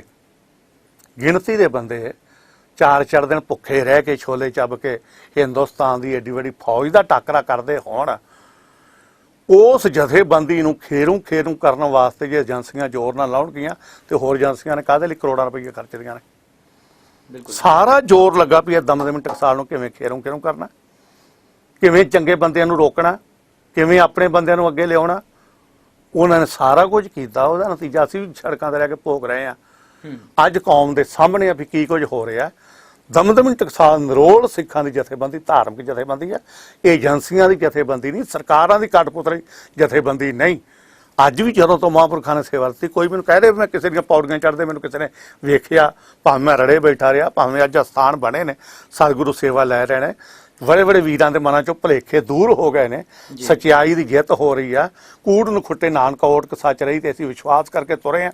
ਜਿਹੜੇ ਲੋਕ ਟਕਸਾਲ ਦਾ ਗੱਲ ਕਰਦੇ ਨੇ, ਠੀਕ ਹੈ, ਫੁੱਟ ਪੈਂਦੀ ਆ, ਸਰਕਾਰਾਂ ਪਾਉਂਦੀਆਂ ਨੇ, ਪਰ ਅਸੀਂ ਤਾਂ ਉਸ ਗੱਲ ਤੋਂ ਅੱਜ ਵੀ ਵੀਰਾਂ ਨੂੰ ਕਹਿੰਦੇ ਸੁਚੇਤ ਹੋਵੋ ਜੀ।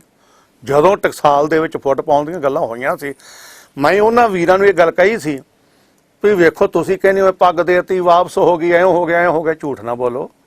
ਉਸ ਮਹਾਂਪੁਰਖ ਦੇ ਜੀਵਨ ਨੂੰ ਛੁਟਿਆਓ ਨਾ ਜਿਹਨੇ ਸਾਰੀ ਉਮਰ ਬੰਦਗੀ ਕਰਦਿਆਂ ਲੰਘਾਈ ਆ। ਕਿਸੇ ਨੂੰ ਮੰਨਣਾ ਜਾਂ ਨਾ ਮੰਨਣਾ ਗੱਲ ਅਲੱਗ ਆ। ਆਪਾਂ ਗੁਰੂ ਤੇ ਵਿਸ਼ਵਾਸ ਰੱਖਣ ਵਾਲੇ ਲੋਕ ਆ। ਆਪਾਂ 14 ਬੰਦਿਆਂ ਨੇ ਮਹਾਂਪੁਰਸ਼ਾਂ ਨੇ ਚਿੱਠੀ ਵਿੱਚ ਨਾਂ ਲਿਖ ਦਿੱਤੇ ਨੇ। ਉਹ 14 ਬੰਦਿਆਂ ਨੂੰ ਗੁਰੂ ਦੀ ਹਜ਼ੂਰੀ 'ਚ ਬਿਠਾ ਲਓ। ਜੀ ਜੀ, ਕੀ ਹੋਇਆ ਕੀ ਨਹੀਂ ਹੋਇਆ ਉਹਦਾ ਫੈਸਲਾ ਜੋ ਕਰ ਦੇਣ ਮੈਨੂੰ ਮਨਜ਼ੂਰ ਆ। ਬਿਲਕੁਲ ਜੀ। ਮੈਂ ਉਸ ਤੋਂ ਬਾਅਦ ਮੈਂ ਕਿਹਾ ਵੀ ਭਰਾਵਾਂ 'ਚ ਫੁੱਟ ਨਹੀਂ ਪੈਣੀ ਚਾਹੀਦੀ, ਟਕਸਾਲ 'ਚ ਫੁੱਟ ਨਾ ਪਾਓ।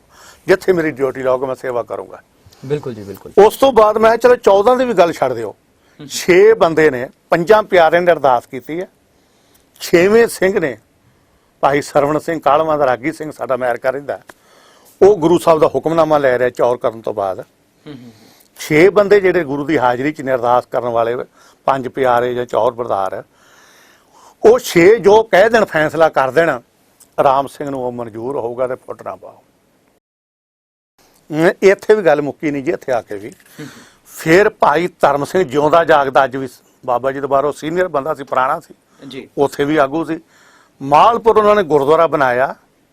ਉਸ ਗੁਰਦੁਆਰੇ ਦੀ ਇਮਾਰਤ ਦੇ ਅੰਦਰ ਮੈਂ ਖਲੋਤਿਆਂ ਗੱਲ ਕਹੀ ਸੀ ਵੀ ਬਾਬਾ ਧਰਮ ਸਿੰਘ ਜੀ ਤੁਸੀਂ ਹੁਣ ਬਾਬਾ ਜੀ ਤੋਂ ਬਾਅਦ ਸੀਨੀਅਰ ਜੇ, ਪੁਰਾਣੇ ਜੇ, ਤੁਸੀਂ ਇਕੱਲੇ ਹੀ ਗੁਰੂ ਦੀ ਹਜ਼ੂਰੀ 'ਚ ਜਾ ਕੇ ਕਹਿ ਦਿਓ ਭਾਈ ਰਾਮ ਸਿੰਘਾ ਤੂੰ ਝੂਠਾ ਆ, ਇੱਥੇ ਸਾਰੇ ਸਿੰਘਾਂ ਨੂੰ ਛੱਡ ਕੇ ਜਾਊਂਗਾ, ਟਕਸਾਲ ਦੀ ਗੱਡੀ ਛੱਡ ਕੇ ਜਾਊਂਗਾ, ਰੋਡਵੇਜ ਦੀ ਬੱਸ ਤੇ ਚੜ੍ਹ ਕੇ ਘਰ ਚਲਾ ਜਾਊਂਗਾ, ਟਕਸਾਲ 'ਚ ਫੁੱਟ ਨਾ ਪਾਓ। ਉਹਨੇ ਮੈਂ ਕਿਵੇਂ ਕਹਿ ਸਕਦਾ, ਮੈਂ ਇਹ ਨਹੀਂ ਗੱਲ ਕਹਿ ਸਕਦਾ, ਤੁਹਾਨੂੰ ਮਹਾਂਪੁਰਸ਼ਾਂ ਨੇ ਸੇਵਰਤੀ, ਮੈਂ ਨਹੀਂ ਕਹਿ ਸਕਦਾ। ਫਿਰ ਇੱਥੇ ਹੀ ਬਸ ਨੇ। ਭਾਈ ਸਤਨਾਮ ਸਿੰਘ ਕਾਲੋਂ ਫੈਡਰੇਸ਼ਨ ਦਾ ਪ੍ਰਧਾਨ ਆ। ਹਾਂਜੀ ਹਾਂ। ਇਹ ਕੁਝ ਵੀਰ ਇਕੱਠੇ ਹੋ ਕੇ ਆਏ ਵੀ ਸਾਨੂੰ ਜੀ ਅਸੀਂ ਦਮਦਮੀ ਟਕਸਾਲ ਦੀ ਏਕਤਾ ਦੀ ਗੱਲ ਕਰਨੀ ਹੈ ਤੇ ਤੁਸੀਂ ਸਾਨੂੰ ਹੁਕਮ ਕਰੋ ਤੇ ਅਸੀਂ ਏਕਤਾ ਦੀ ਗੱਲ ਚਲਾਈਏ। ਮੈਂ ਕਿਹਾ ਜਿਹੜੀ ਜਥੇਬੰਦੀ ਜਿਹੜਾ ਵੀਰ ਗੱਲ ਕਰਦਾ ਹੈ ਮੈਂ ਉਹਦਾ ਸਵਾਗਤ ਕਰਦਾ। ਠੀਕ। ਜੇ ਕਿਸੇ ਨੂੰ ਹਮਦਰਦੀ ਆ ਤੇ ਕਿਸੇ ਦੇ ਘਰ ਨੂੰ ਜੋੜਨ ਵਾਸਤੇ ਗੱਲ ਕਰਦਾ, ਤੁਹਾਡੇ ਮਨ 'ਚ ਹਮਦਰਦੀ ਆ ਕਰੋ, ਮੈਂ ਤੁਹਾਡੇ ਨਾਲ ਸ਼ਲਾਘਾ ਕਰਦਾ। ਉਹ ਮੈਨੂੰ ਕਹਿੰਦੇ ਵੀ ਗੱਲ ਇਸ ਤਰ੍ਹਾਂ ਨਹੀਂ, ਗੱਲ ਇਸ ਤਰ੍ਹਾਂ ਵੀ ਸਾਨੂੰ ਲਿਖ ਕੇ ਦਿਓ, ਸਾਈਨ ਕਰਕੇ ਦਿਓ ਕੋਰੇ ਕਾਗਜ਼ ਦੇ ਉੱਪਰ। ਅੱਜ ਵੀ ਤੁਹਾਡੇ ਕੋਲ ਕਾਲੋਂ ਬੰਦਾ ਜਿਉਂਦਾ ਜਾਗਦਾ, ਉਹਨੂੰ ਪੁੱਛੋ ਵੀ ਗਿਆਨੀ ਰਾਮ ਸਿੰਘ ਨੇ ਕੋਰੇ ਕਾਗਜ਼ ਤੇ ਸਾਈਨ ਕਰਕੇ ਦਿੱਤੇ ਉਹਨੂੰ, ਜੇ ਤੁਸੀਂ ਏਕਤਾ ਕਰਦੇ ਤੇ ਮੈਂ ਹਾਮੀ ਇਸ ਗੱਲ ਦਾ। ਬੰਬੇ ਹਰ ਸਾਲ ਜਥਾ ਜਾਂਦਾ, ਉਸਨੇ ਗੁਰਦੁਆਰਾ ਦਾ ਸੈਕਟਰੀ, ਗੁਰਦੁਆਰਾ ਕਲਮਬੋਲੀ ਦਾ ਸੈਕਟਰੀ ਨੇ ਕਿਹਾ ਵੀ ਦਮਦਮੀ ਟਕਸਾਲ ਦੀ ਏਕਤਾ ਹੋਣੀ ਚਾਹੀਦੀ ਹੈ। ਮੈਂ ਕਿਹਾ ਜੀ ਉੱਠ ਕੇ ਮੈਂ ਬੇਨਤੀ ਕੀਤੀ ਸੰਗਤ ਨੂੰ ਵੀ ਮੈਂ ਇਹਨਾਂ ਦਾ ਧੰਨਵਾਦ ਕਰਦਾ, ਤੁਸੀਂ ਸਾਡੀ ਏਕਤਾ ਗੱਲ ਕਰਦੇ ਜੇ, ਮੈਂ ਤੁਹਾਡਾ ਧੰਨਵਾਦੀ ਹਾਂ।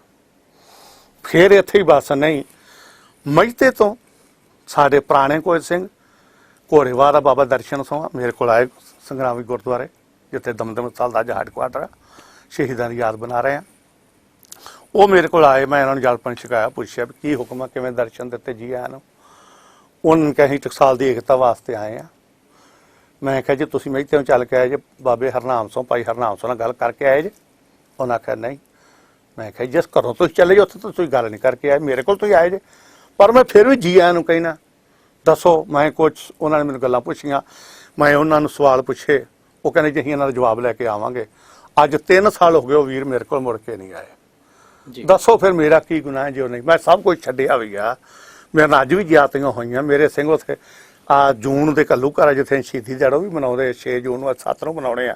ਸਾਡੇ ਬੰਦੇ ਇਸ਼ਤਿਹਾਰ ਲਾਉਣ ਵਾਸਤੇ ਗਏ ਨੇ, ਆ ਮੁੰਡਾ ਕੋਲ ਬੈਠਾ, ਕੁੱਟ ਕੇ ਉਹਨਾਂ ਦੀਆਂ ਪਸਲੀਆਂ ਅੰਦਰ ਪਾਤੀਆਂ, ਟਕਸਾਲ ਦੀ ਗੱਡੀ ਭੰਨ ਦਿੱਤੀ। ਪੁਲਿਸ ਵਾਲੇ ਕਹਿੰਦੇ ਕੇਸ ਕਰੋਗੇ, ਮੈਂ ਕਿਤੇ ਕਰਾਂਗੇ, ਅਸੀਂ ਭਰਾਵਾਂ ਨਾਲ ਕੋਈ ਖਾਣਾ ਜੰਗੀ 'ਚ ਨਹੀਂ ਪੈਣਾ। ਸੰਗਤ ਦੀ ਗੱਡੀ ਭੰਨਤੀ ਆ, ਕੋਈ ਗੱਲ ਨਹੀਂ। ਸਿੰਘ ਸਾਹਿਬ ਜੀ, ਇੱਥੇ ਇੱਕ ਗੱਲ ਸਾਹਮਣੇ ਆਉਂਦੀ ਹੈ, ਤੁਹਾਡੇ ਮਨ ਦੇ ਵਿੱਚ ਟਕਸਾਲ ਦੇ ਪ੍ਰਤੀ ਗੱਲਬਾਤ ਤੋਂ ਇਹ ਜ਼ਾਹਿਰ ਹੋ ਰਿਹਾ ਕਿ ਬਹੁਤ ਪਿਆਰ ਹੈ, ਤੁਸੀਂ ਚਾਹੁੰਦੇ ਹੋ ਵੀ ਏਕਤਾ ਰਵੇ, ਇਕਜੁੱਟ ਹੋ ਕਰਕੇ ਟਕਸਾਲ ਜਿਹੜੀ ਹੈ ਜਿਸ ਤਰ੍ਹਾਂ ਸ਼ੁਰੂਆਤ ਦੇ ਤੌਰ ਤੇ ਖੜੀ ਹੋਈ ਸੀ, ਉਸੇ ਤਰ੍ਹਾਂ ਹੀ ਇਹ, ਜਿਸ ਤਰ੍ਹਾਂ ਆਪਾਂ ਅਰਦਾਸ ਵਿੱਚ ਵੀ ਪੜ੍ਹਦੇ ਹਾਂ ਵੀ ਸਿੱਖੀ ਜਿਹੜੀ ਹੈ ਕੇਸਾ ਸਵਾਸਾ ਸੰਗ ਨਿਭੇ, ਇਸੇ ਤਰ੍ਹਾਂ ਟਕਸਾਲ ਜਿਹੜੀ ਹੈ ਉਹ ਚੜ੍ਹਦੀ ਕਲਾ ਦੇ ਵਿੱਚ ਰਵੇ। ਅਗਰ ਤੁਹਾਡੇ ਮਨ ਦੇ ਵਿੱਚ ਇਹ ਵਿਚਾਰ ਹੈ ਤੇ ਤੁਹਾਨੂੰ ਇਹ ਵੀ ਜ਼ਰੂਰ ਪਤਾ ਹੋਏਗਾ ਵੀ ਕੀ ਕਾਰਨ ਹੈ ਕਿ ਅਗਰ ਦੂਸਰੇ ਧਿਰ ਦੀ ਗੱਲ ਕਰੀਏ ਤੇ ਉਹ ਇਕੱਠੀ ਨਹੀਂ ਹੋਣਾ ਚਾਹੁੰਦੀ। ਕੀ ਕਾਰਨ ਹੈ, ਕਾਰਨ ਕੀ ਨੇ? ਅਕਸਰ ਨਹੀਂ, ਵੇਖੋ ਮੈਂ ਤਾਂ ਆਪਦਾ ਦੁੱਖ ਜਿਹੜਾ ਦੱਸ ਦਿੱਤਾ, ਇਹ ਤਾਂ ਤੁਹਾਡੇ ਵਰਗੇ ਵੀਰਾਂ ਦਾ ਫਰਜ਼ ਬਣਦਾ ਹੈ ਵੀ ਤੁਹਾਨੂੰ ਵੀ ਕੀ ਕਾਰਨ ਆ, ਤੁਸੀਂ ਕਿਉਂ ਫੋਟੋ ਦਾ ਸ਼ਿਕਾਰ ਹੋਏ, ਕਿਉਂ ਫੁੱਟ ਪਾਈ ਗਈ।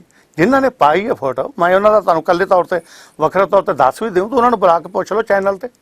ਤੁਹਾਡੀ ਕੀ ਵਿਚਾਰਧਾਰਾ, ਤੁਹਾਨੂੰ ਕੀ ਲੱਗਦਾ ਵੀ ਕੀ ਕਾਰਨ ਹੋ ਸਕਦੇ ਨੇ? ਇੱਕ ਇਨਸਾਨ ਦੀ ਆਪਣੀ ਸੋਚ ਹੁੰਦੀ ਹੈ, ਇੱਕ ਐਨਾਲਾਈਜ਼ ਹੁੰਦਾ ਹੈ ਕਿ ਸ਼ਾਇਦ ਇਹ ਉਹ ਸੋਚਦੇ ਹੋਣਗੇ ਜਾਂ ਇਹ ਹੋਣਗੇ। ਅਗਰ ਤੁਸੀਂ ਸਾਂਝਾ ਕਰਨਾ ਚਾਹੋ ਸਾਡੇ ਕੁਝ ਨਾਲ। ਵੀਰਾਂ ਦਾ ਇਲਾਕਾ ਪ੍ਰਸਤੀ ਤੇ ਅੱਜ ਵੀ ਯਕੀਨ ਆ ਜੀ, ਇਲਾਕਾ ਪ੍ਰਸਤੀ ਜਿਹੜੀ ਉਹਨਾਂ ਚੋਂ ਜਾਂਦੀ ਨਹੀਂ। ਦੂਜੀ ਗੱਲ, ਸਰਕਾਰ ਦੇ ਹੱਥ ਬਹੁਤ ਲੰਬੇ ਨੇ, ਜਿਨ੍ਹਾਂ ਲੋਕਾਂ ਦੇ ਹੱਥ ਵਾਲੇ ਨੇ ਸਰਕਾਰ ਹਮੇਸ਼ਾ ਉਹਨਾਂ ਨੂੰ ਆਗੂ ਬਣਾਉਣਾ ਚਾਹੁੰਦੀ ਹੈ ਜੀ। ਮੈਂ ਸ਼ੁਰੂ ਤੋਂ ਨਾ ਸਰਕਾਰ ਨਾਲ ਰਲਿਆ ਸਾਂ, ਨਾ ਮੇਰਾ ਕੋਈ ਸਬੰਧ, ਮੇਰਾ ਅੱਜ ਵੀ ਕਿਸੇ ਨਾਲ ਸਬੰਧ ਨਹੀਂ। ਉਹ ਮੈਥੋਂ ਜਿਹੜੀਆਂ ਸੇਵਾਵਾਂ ਲੈਣੀਆਂ ਚਾਹੁੰਦੇ, ਤੁਸੀਂ ਹੈਰਾਨ ਹੋਵੋਗੇ, ਸ਼੍ਰੋਮਣੀ ਗੁਰਦੁਆਰਾ ਪ੍ਰਬੰਧਕ ਕਮੇਟੀ, ਸ਼੍ਰੋਮਣੀ ਅਕਾਲੀ ਦਲ, ਜਿਨ੍ਹਾਂ ਨੂੰ ਵਿਦਾਂਤੀ ਸਾਹਿਬ ਦੇ ਜਥੇਦਾਰ ਸੀ ਗਿਆਨੀ ਜੋਗਿੰਦਰ ਸਿੰਘ ਸਾਹਿਬ ਜੀ ਜਥੇਦਾਰ ਸੀ, ਜਦੋਂ ਬਾਬਾ ਜੀ ਨੇ ਮੈਨੂੰ ਸੇਵਾ ਦਿੱਤੀ, ਉਹਨਾਂ ਨੂੰ ਫੈਕਸ ਭੇਜੀ ਗਈ ਵੀ ਮੈਂ ਸਮੁੱਚੀਆਂ ਸੇਵਾਵਾਂ ਗਿਆਨੀ ਰਾਮ ਸਿੰਘ ਨੂੰ ਦੇ ਦਿੱਤੀਆਂ ਨੇ, ਤੁਸੀਂ ਉਹਨਾਂ ਨੂੰ ਪੁੱਛੋਗੇ ਤੇ ਜੀ। ਉਸ ਫੈਕਸ ਦੇ ਆਧਾਰ ਤੇ ਸ਼੍ਰੋਮਣੀ ਕਮੇਟੀ, ਸ਼੍ਰੋਮਣੀ ਆਪਣਾ ਅਕਾਲੀ ਦਲ ਫੈਸਲਾ ਕਰਦਾ ਵੀ ਤੁਸੀਂ ਸੰਗਰਾਮੀ ਗਿਆਨੀ ਰਾਮ ਸਿੰਘ ਨੂੰ ਦਸਤਾਰਬੰਦੀ ਕਰਨ ਜਾਣਾ।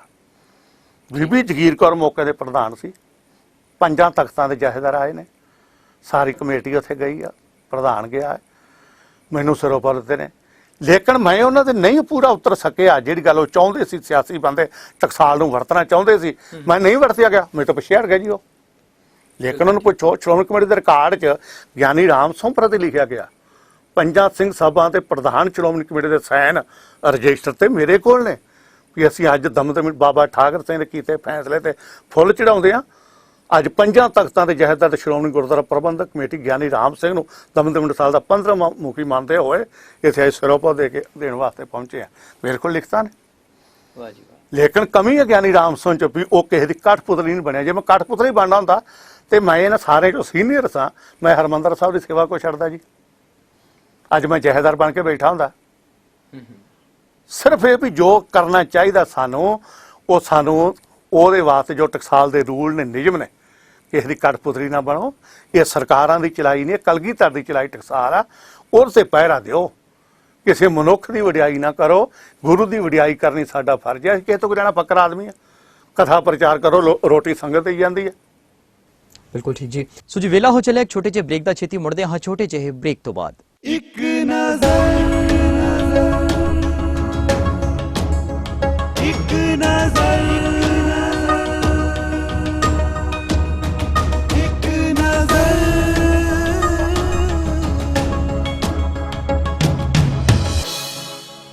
ਇੱਕ ਨਜ਼ਰ, ਇੱਕ ਨਜ਼ਰ, ਇੱਕ ਨਜ਼ਰ।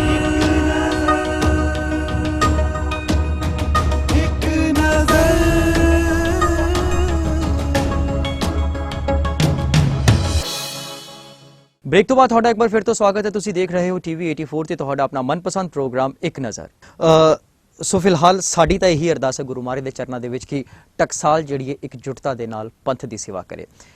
ਸਿੰਘ ਸਾਹਿਬ ਜੀ, ਗੱਲ ਦੀ ਇਸ ਸਿਲਸਿਲੇ ਨੂੰ ਥੋੜਾ ਜਿਹਾ ਤੋੜਦੇ ਹਾਂ ਅਸੀਂ 1984 ਦੇ ਟਾਈਮ ਦੇ ਵਿੱਚ।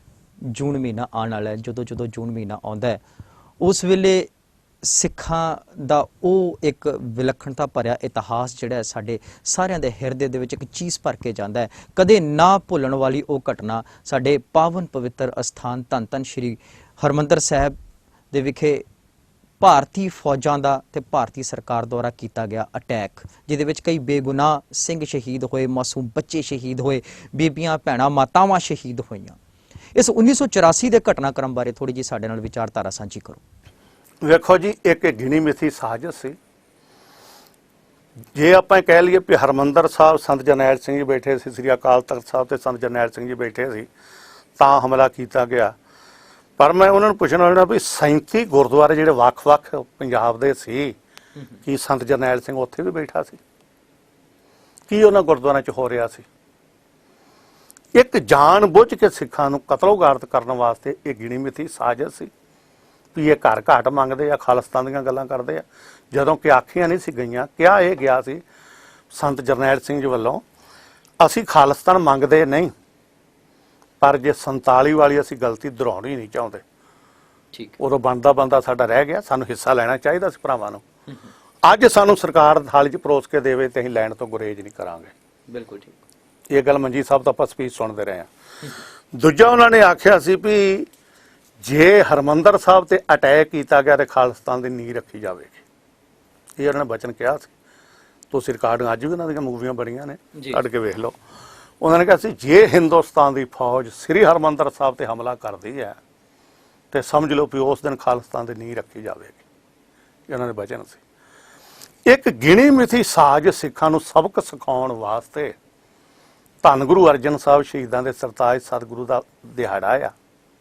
ਸੰਗਤ ਦਰਸ਼ਨ ਕਰਨ ਵਾਸਤੇ ਆਈ ਜਾਂ ਕੁਝ ਮੋਰਚੇ ਨਾਲ ਜੁੜੇ ਬੰਦੇ ਸੰਗਤਾਂ ਲੈ ਕੇ ਜਥੇਦਾਰ ਜ਼ਿੰਮੇਵਾਰ ਆਏ ਨੇ, ਤੁਸੀਂ ਉਹ 'ਤੇ ਗੋਲਾਬਾਰੀ ਸ਼ੁਰੂ ਕਰ ਦਿਓ, ਕਿਸੇ ਨੂੰ ਬਾਹਰ ਨਿਕਲਣ ਦਾ ਵੀ ਹੁਕਮ ਨਹੀਂ, ਸਾਰਾ ਪੰਜਾਬ ਸੀਲ ਕਰ ਦਿਓ।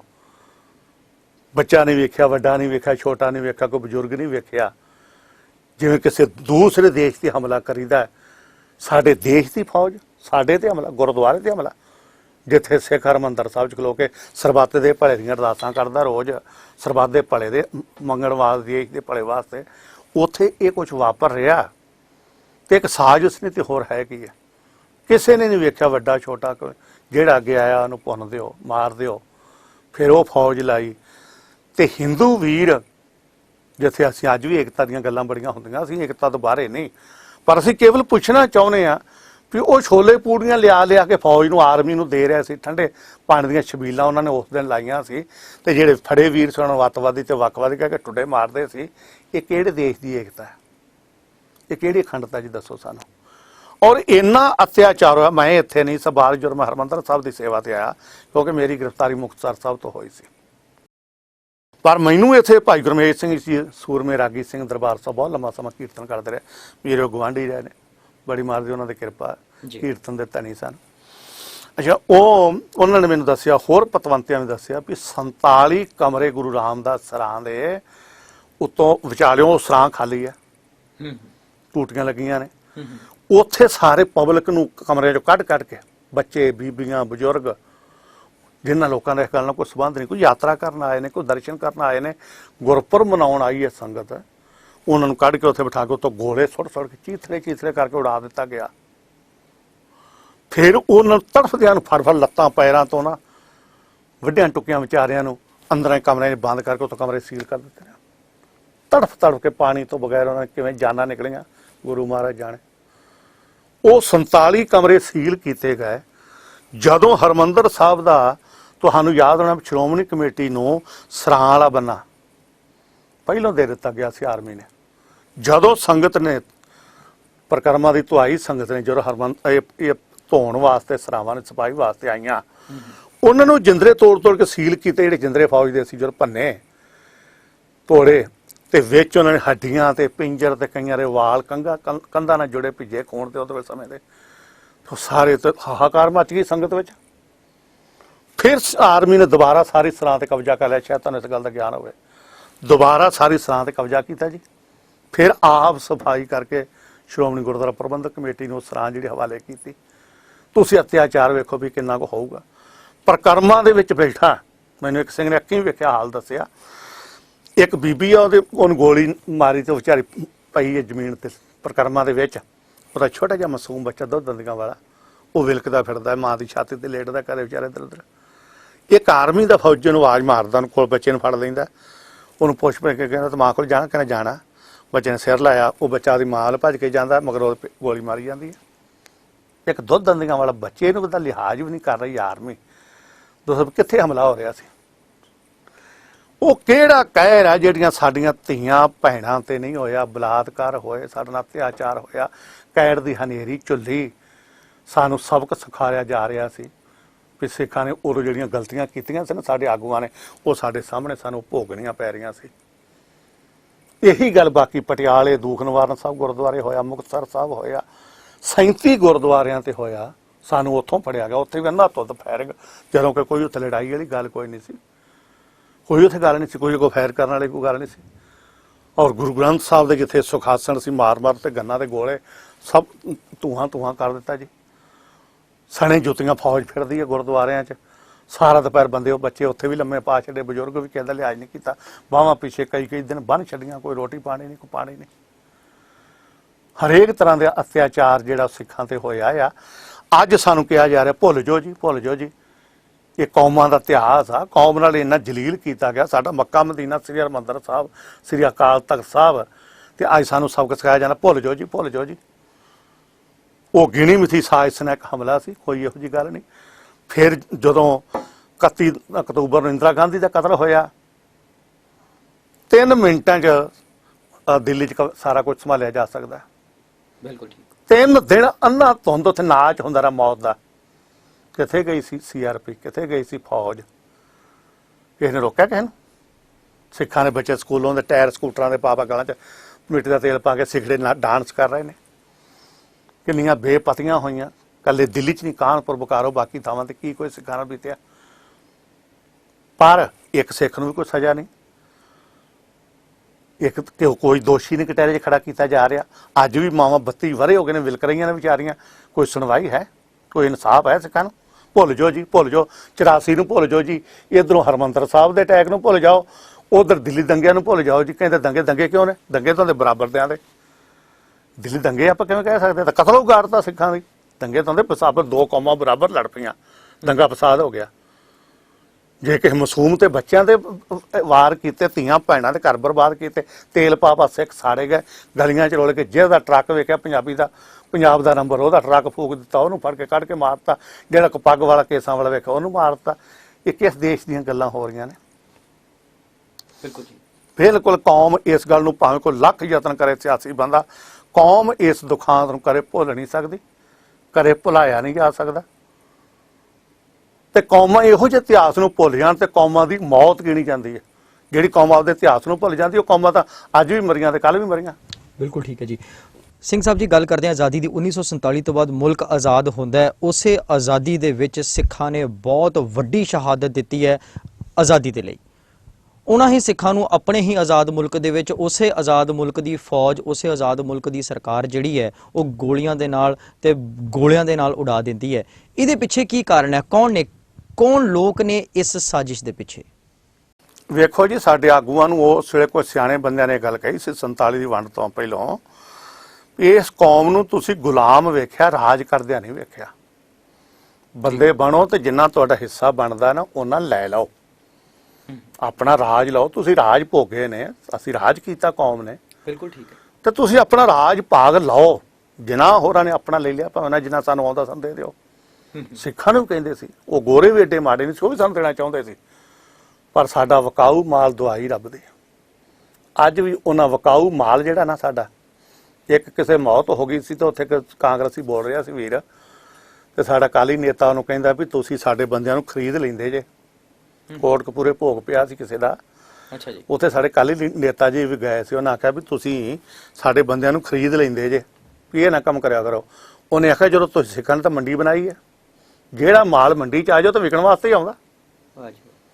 ਸਿੱਖਾਂ ਨੇ ਤਾਂ ਮੰਡੀ ਬਣੀ ਹੋਈ ਆ। ਉਦੋਂ ਬਲਦੇਵ ਸਿੰਘ ਵਰਗੇ ਆਗੂਆਂ ਨੇ ਵੀ ਮੇਰੀ ਉੱਥੇ ਜ਼ਮੀਨ ਹੈਗੀ ਹੈ ਜੀ, ਮੇਰੇ ਉੱਥੇ ਫੈਕਟਰੀਆਂ ਜੀ, ਮੇਰੇ ਉੱਥੇ ਕਾਰਖਾਨੇ ਆ ਜੀ। ਅੱਜ ਕੌਮ ਦੇ ਜੜੀ ਤੇਲ ਦੇ ਕੇ ਰੱਖ ਦਿੱਤਾ। ਉਹਨਾਂ ਲੋਕਾਂ ਦੇ ਖਮਿਆਜੇ ਹਜ਼ਾਰਾਂ ਪੁੱਤ ਮਰ ਗਏ ਨੇ, ਤੇ ਸਾਨੂੰ ਮਿਲਿਆ ਕੀ ਅੱਜ? ਕੱਲ ਸੋਸ਼ਲ ਮੀਡੀਆ ਤੇ ਤੁਸੀਂ ਫੋਟੋ ਵੇਖੋ, ਗੁੰਡੇ ਇਕੱਠੇ ਹੋ ਕੇ ਸਿੱਖ ਨੂੰ ਕੇਸਾਂ ਤੋਂ ਫੜ ਕੇ ਬੱਚੇ ਨੂੰ ਤੂੰ ਕੇ ਕੁੱਟ ਰਹੇ ਨੇ। ਜੰਮੂ ਦਾ ਕੰਮ ਤੁਸੀਂ ਅੱਖਾਂ ਨਾਲ ਵੇਖੋ ਸਭ ਕੁਝ ਕੀ ਹੋ ਰਿਹਾ ਸਿੱਖਾਂ ਨਾਲ। ਕਿੱਥੇ ਸਾਡੇ ਵਾਸਤੇ ਆਜ਼ਾਦੀ ਆ? ਸੀਸਗੰਜ ਗੁਰਦੁਆਰੇ ਸਾਹਿਬ ਨਹਿਰੂ ਹੋਰਾਂ ਨੇ ਖਲੋ ਕੇ ਆਖਿਆ ਸੀ ਇੱਕ ਖਿੱਤਾ ਐਸਾ ਮਿਲੂਗਾ ਸਿੱਖਾਂ ਨੂੰ ਜਿੱਥੇ ਸਿੱਖ ਆਜ਼ਾਦੀ ਦਾ ਨਿੱਘ ਮਾਣਨਗੇ। ਅੱਜ ਕਿੱਥੇ ਉਹ? ਕਿੱਥੇ ਸਿੱਖਾਂ ਨੂੰ ਆਜ਼ਾਦੀ ਆ? ਸਿੱਖ ਕਿਸੇ ਦੇਸ਼ ਦੇ ਕੋਨੇ ਵਿੱਚ ਚਲਾ ਜਾਓ, ਉੱਥੇ ਵੀ ਮਨ ਚ ਹੁੰਦਾ ਵੀ ਇੱਥੇ ਬਈਏ ਜਾਂ ਦੂਜੇ ਲੋਕ ਨੇ ਖਰੇ ਕੀ ਬਣੇ ਤੇ ਹੋਣੇ। ਅੱਜ ਸਿੱਖ ਆਜ਼ਾਦ ਕਿਤੇ ਘੁੰਮ ਨਹੀਂ ਸਕਦਾ, ਕਿਤੇ ਫਿਰ ਨਹੀਂ ਸਕਦਾ। ਕਿਹੜੀ ਆਜ਼ਾਦੀ ਹੈ ਸਿੱਖਾਂ ਨੂੰ? ਜਿਹਦੀ ਸਾਨੂੰ ਗੁਲਾਮ ਬਣਾਇਆ ਗਿਆ। ਸਾਡੇ ਲੀਡਰਾਂ ਦੀਆਂ ਗਲਤੀਆਂ ਉਦੋਂ ਵੀ ਸੀ, ਅੱਜ ਵੀ ਸਾਡੇ ਲੀਡਰਾਂ ਦੀਆਂ ਗਲਤੀਆਂ ਦੇ ਕਾਰਨ ਕਰਕੇ ਸਿੱਖ ਜਵਾਨੀ ਜੇਲ੍ਹਾਂ 'ਚ ਬੈਠੀ ਸੀ। ਸੰਤ ਲੌਂਗੋਵਾਲ ਤੋਂ ਲਿਜਾ ਕੇ ਵਿਚਾਰੇ ਸੰਤ ਨੂੰ ਭੋਲੇ ਨੂੰ ਲਿਜਾ ਕੇ ਉੱਥੇ ਕਰਵਾ ਲਿਆ ਸਮਝੌਤਾ। ਰਾਜੀਵ ਗਾਂਧੀ ਨੇ ਕਿੱਥੇ ਸਮਝੌਤਾ ਜੀ? ਵੀ ਮੈਨੂੰ ਮੁੱਖ ਮੰਤਰੀ ਬਣਾ ਦਿਓ, ਦੂਜੇ ਨੇ ਆਖਿਆ ਮੈਨੂੰ ਵਿੱਤ ਮੰਤਰੀ ਬਣਾ ਦਿਓ, ਦੂਜੇ ਨੇ ਮੈਨੂੰ ਕੋਈ ਮੰਤਰੀ ਬਣਾ ਦਿਓ ਜੀ, ਤੇ ਲਿਆਓ ਸਾਥੋਂ ਸਾਈਨ ਕਰਾ ਲਓ ਜੀ। ਕਿੱਥੇ ਉਹ ਜਿਹੜੇ ਸਮਝੌਤਾ ਹੋਇਆ ਸੀ? ਕੋਈ ਮਿਲਿਆ ਸਿੱਖਾਂ ਨੂੰ? ਰਾਜੀਵ ਗਾਂਧੀ ਨੇ ਸਮਝੌਤਾ ਕੀਤਾ ਜੀ ਜੀ ਜੀ। ਉਦੋਂ ਵੀ ਨਹਿਰੂ ਵਰਗਿਆਂ ਨੇ ਸਿੱਖਾਂ ਨਾਲ ਸਮਝੌਤੇ ਕੀਤੇ। ਕਿੱਥੇ ਨੇ ਉਹ ਸਮਝੌਤੇ? ਸਿੱਖਾਂ ਨੇ ਗੱਲ 'ਚ ਗੁਲਾਮੀ ਪਾਈ ਗਈ, ਜਰਾਇਮ ਪੇਸ਼ਾ ਕੌਮ ਕਿਹਾ ਗਿਆ। ਕੋਈ ਸਾਨੂੰ ਇਨਸਾਫ ਨਹੀਂ ਮਿਲਿਆ, ਨਾ ਸਾਨੂੰ ਆਉਣ ਵਾਲੇ ਸਮੇਂ 'ਚ ਮਿਲਣਾ। ਇਸ ਕੌਮ ਤੋਂ ਤੁਸੀਂ ਅੱਜ ਵੀ ਯਾਦ ਰੱਖੋ, ਕਦੇ ਇਨਸਾਫ ਨਹੀਂ ਮਿਲ ਸਕਦਾ। ਬਿਲਕੁਲ ਠੀਕ ਜੀ। ਸਿੰਘ ਸਾਹਿਬ ਜੀ, ਇੱਕ ਸਵਾਲ ਮੇਰੇ ਜ਼ਿਹਨ ਦੇ ਵਿੱਚ ਆਉਂਦਾ ਹੈ ਕਿ ਜਿਸ ਵੇਲੇ 1984 ਦੀ ਗੱਲ ਕਰਦੇ ਹਾਂ, ਦਰਬਾਰ ਸਾਹਿਬ ਦੇ ਵਿੱਚ ਅਟੈਕ ਦੀ ਗੱਲ ਕਰਦੇ ਹਾਂ, ਸੰਤਾਂ ਦੀ ਸ਼ਹਾਦਤ ਹੁੰਦੀ ਹੈ। ਉੱਥੇ ਸੰਤ ਜਰਨੈਲ ਸਿੰਘ ਜੀ ਭਿੰਡਰਾਂਵਾਲੇ ਸ਼ਹੀਦੀ ਪਾਉਂਦੇ ਨੇ। ਉੱਥੇ ਟਕਸਾਲ ਵੱਲੋਂ ਜਿਹੜੀ ਸ਼ਹਾਦਤ ਦੀ ਗੱਲ ਹੈ, ਇਹਨੂੰ ਕਿਉਂ ਲੁਕਾ ਕੇ ਰੱਖਿਆ ਗਿਆ? ਹਾਲੇ ਤੱਕ ਕਹਿੰਦੇ ਰਹਿੰਦੇ ਸੀਗੇ ਕਿ ਸੰਤ ਜਿਹੜੇ ਨੇ ਚੜ੍ਹਦੀ ਕਲਾ ਦੇ ਵਿੱਚ ਨੇ। ਕੀ ਕਾਰਨ ਐਸੇ ਬਣ ਗਏ ਕਿ ਟਕਸਾਲ ਆਪਣੇ ਆਪ ਨੂੰ ਇਹ ਸਮਝਦੀ ਸੀ ਕਿ ਸੰਤਾਂ ਦੇ ਜਾਣ ਤੋਂ ਬਾਅਦ ਟਕਸਾਲ ਕਮਜ਼ੋਰ ਪੈ ਜਾਏਗੀ ਜਾਂ ਕਿਸੇ ਤਰ੍ਹਾਂ ਦੀ ਕੋਈ ਵੰਡੀਆਂ ਪੈਦਾ ਹੋ ਜਾਣਗੀਆਂ? ਕਿਉਂ ਉਹਨਾਂ ਦੀ ਸ਼ਹਾਦਤ ਨੂੰ ਜਿਹੜਾ ਕਈ ਦਿਨਾਂ ਤੱਕ, ਜਿਹੜਾ ਕਈ ਸਾਲਾਂ ਤੱਕ ਜਿਹੜਾ ਇਹ ਇੱਕ ਮਿਸਟਰੀ ਬਣਾ ਕੇ ਰੱਖਿਆ? ਵੇਖੋ ਜੀ, ਮੈਂ ਬੇਨਤੀ ਕਰਨੀ ਚਾਹੁੰਦਾ ਵੀ ਜਿੱਥੋਂ ਖਤਰਾ ਹੋਵੇ ਉਹ ਤਾਂ ਸਰਕਾਰ ਕੁਛ ਨਾ ਕੁਛ ਕਰਦੀ ਹੈ।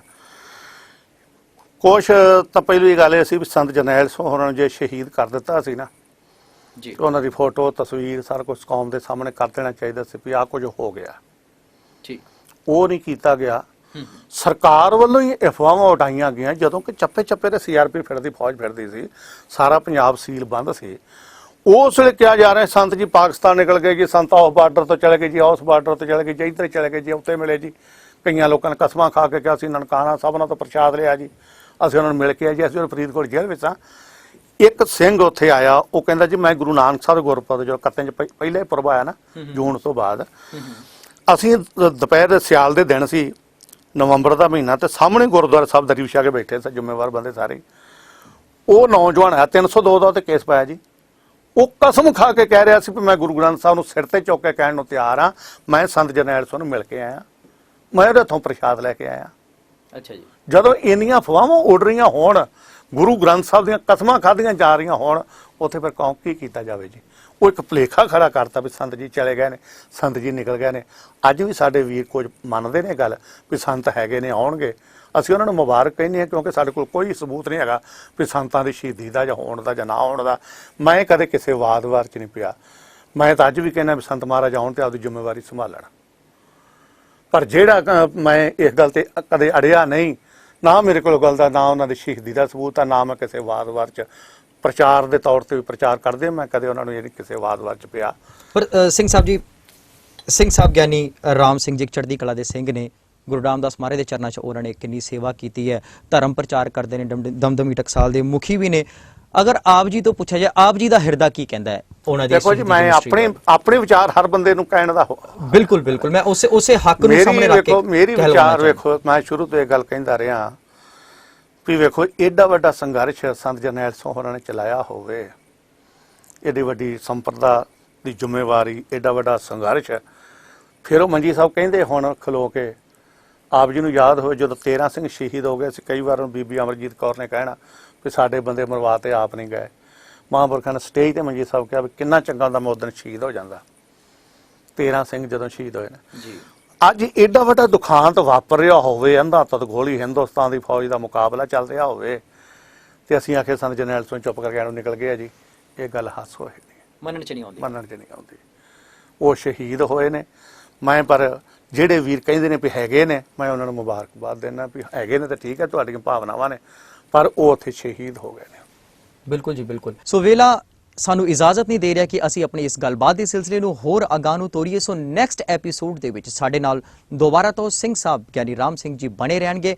ਅਸੀਂ ਅਗਲੇ ਐਪੀਸੋਡ ਦੇ ਵਿੱਚ ਇਹਨਾਂ ਨਾਲ ਕਰਾਂਗੇ ਟਕਸਾਲ ਦੀਆਂ ਹੋਰ ਗਤੀਵਿਧੀਆਂ ਦੇ ਉੱਪਰ ਗੱਲ। ਸੋ ਫਿਲਹਾਲ ਦੇ ਲਈ ਇਜਾਜ਼ਤ ਦਿਓ ਜੀ, ਫਤਿਹ ਦੀ ਸਾਂਝ ਪਾਈਏ ਜੀ। ਵਾਹਿਗੁਰੂ ਜੀ ਕਾ ਖਾਲਸਾ, ਵਾਹਿਗੁਰੂ ਜੀ ਕੀ ਫਤਿਹ। ਇੱਕ ਨਜ਼ਰ,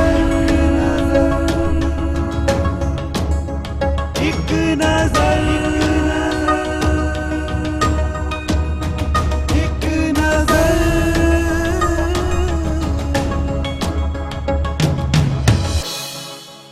ਇੱਕ ਨਜ਼ਰ, ਇੱਕ ਨਜ਼ਰ, ਇੱਕ ਨਜ਼ਰ।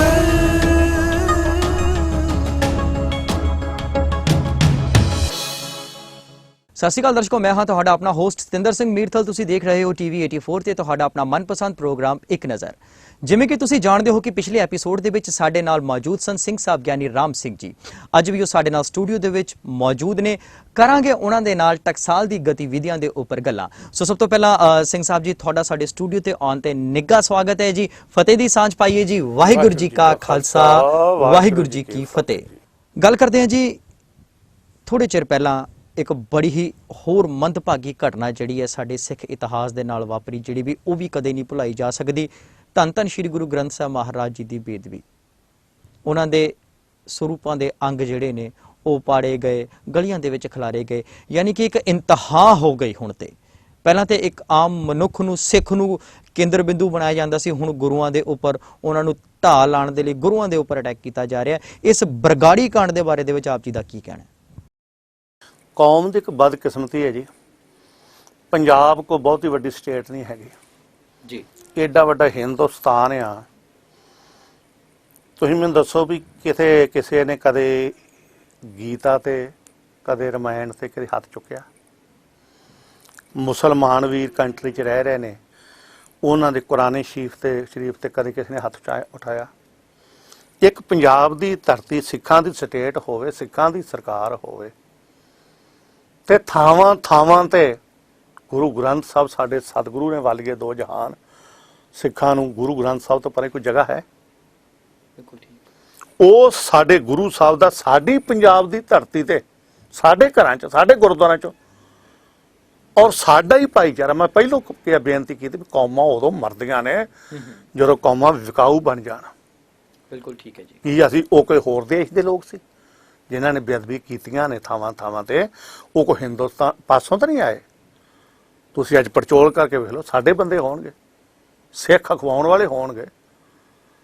ਲਾਲਚ ਵਸ ਹੋ ਕੇ ਸਰਕਾਰ ਨੇ, ਜਿਵੇਂ ਪਹਿਲਾਂ ਮੈਂ ਦੱਸਿਆ ਨਾ, ਜੂਨ 1984 ਦਾ ਦੁਖਾਂਤ, ਇੱਕ ਸਿਰਫ ਵੇਖਣ ਵਾਸਤੇ ਸਾਨੂੰ ਵੀ ਸਿੱਖ ਜਾਗਦੇ ਨੇ ਕਿ ਮਰ ਗਏ ਨੇ ਜ਼ਮੀਰ, ਕਿੰਨੀ ਕੁ ਜ਼ਮੀਰ, ਕਿੰਨੀ ਕਣਕ ਇਹਨਾਂ ਦੀ ਜਾਗਦੀ ਹੈ। ਸਿਰਫ ਸਾਨੂੰ ਸਮੇਂ ਨਾਲ ਸਰਕਾਰਾਂ ਟੋ ਕੇ ਵੇਖਦੀਆਂ ਵੀ ਨਬਜ਼ ਚੱਲਦੇ ਨੇ, ਸਾਹ ਚੱਲਦੇ ਨੇ। ਹੁਣ ਸਾਨੂੰ ਫਿਰ ਲੰਮੇ ਸਮੇਂ ਤੋਂ ਬਾਅਦ ਪਰਖਿਆ ਗਿਆ ਵੀ ਇਹਨਾਂ ਦੇ ਗੁਰੂ ਗ੍ਰੰਥ ਸਾਹਿਬ ਦਾ ਅਪਮਾਨ ਕਰੋ, ਪਤਾ ਲੱਗੇ ਵੀ ਕਿੱਥੇ ਜੇ ਖਲੋਤੇ ਨੇ ਲੋਕ। ਠੀਕ। ਇੱਕ ਗਿਣੀ ਮੇਰੇ ਪਿੰਡ ਪੱਧਰ ਤੇ ਥਾਵਾਂ ਥਾਵਾਂ ਤੇ ਬੇਅਦਬੀਆਂ ਹੋਈਆਂ, ਅੱਜ ਵੀ ਟਾਵੀਆਂ ਕਿਤੇ ਕਿਤੇ ਅੱਜ ਵੀ ਹੋ ਰਹੀਆਂ ਨੇ। ਤੇ ਇੰਨੀਆਂ ਅੰਧ ਘੋਰ ਮਚ ਗਿਆ ਸਾਰੇ ਸਿੱਖ ਜਗਤ ਵਿੱਚ ਵੀ ਸਾਡੇ ਸਤਿਗੁਰੂ ਦਾ ਐਡਾ ਵੱਡਾ ਅਪਮਾਨ, ਨਰਾਦਰ। ਉਸ ਦੇ ਰੋਸ ਵਜੋਂ ਸਿੱਖ ਸੰਗਤ ਸੜਕ ਤੇ ਆ ਗਈ।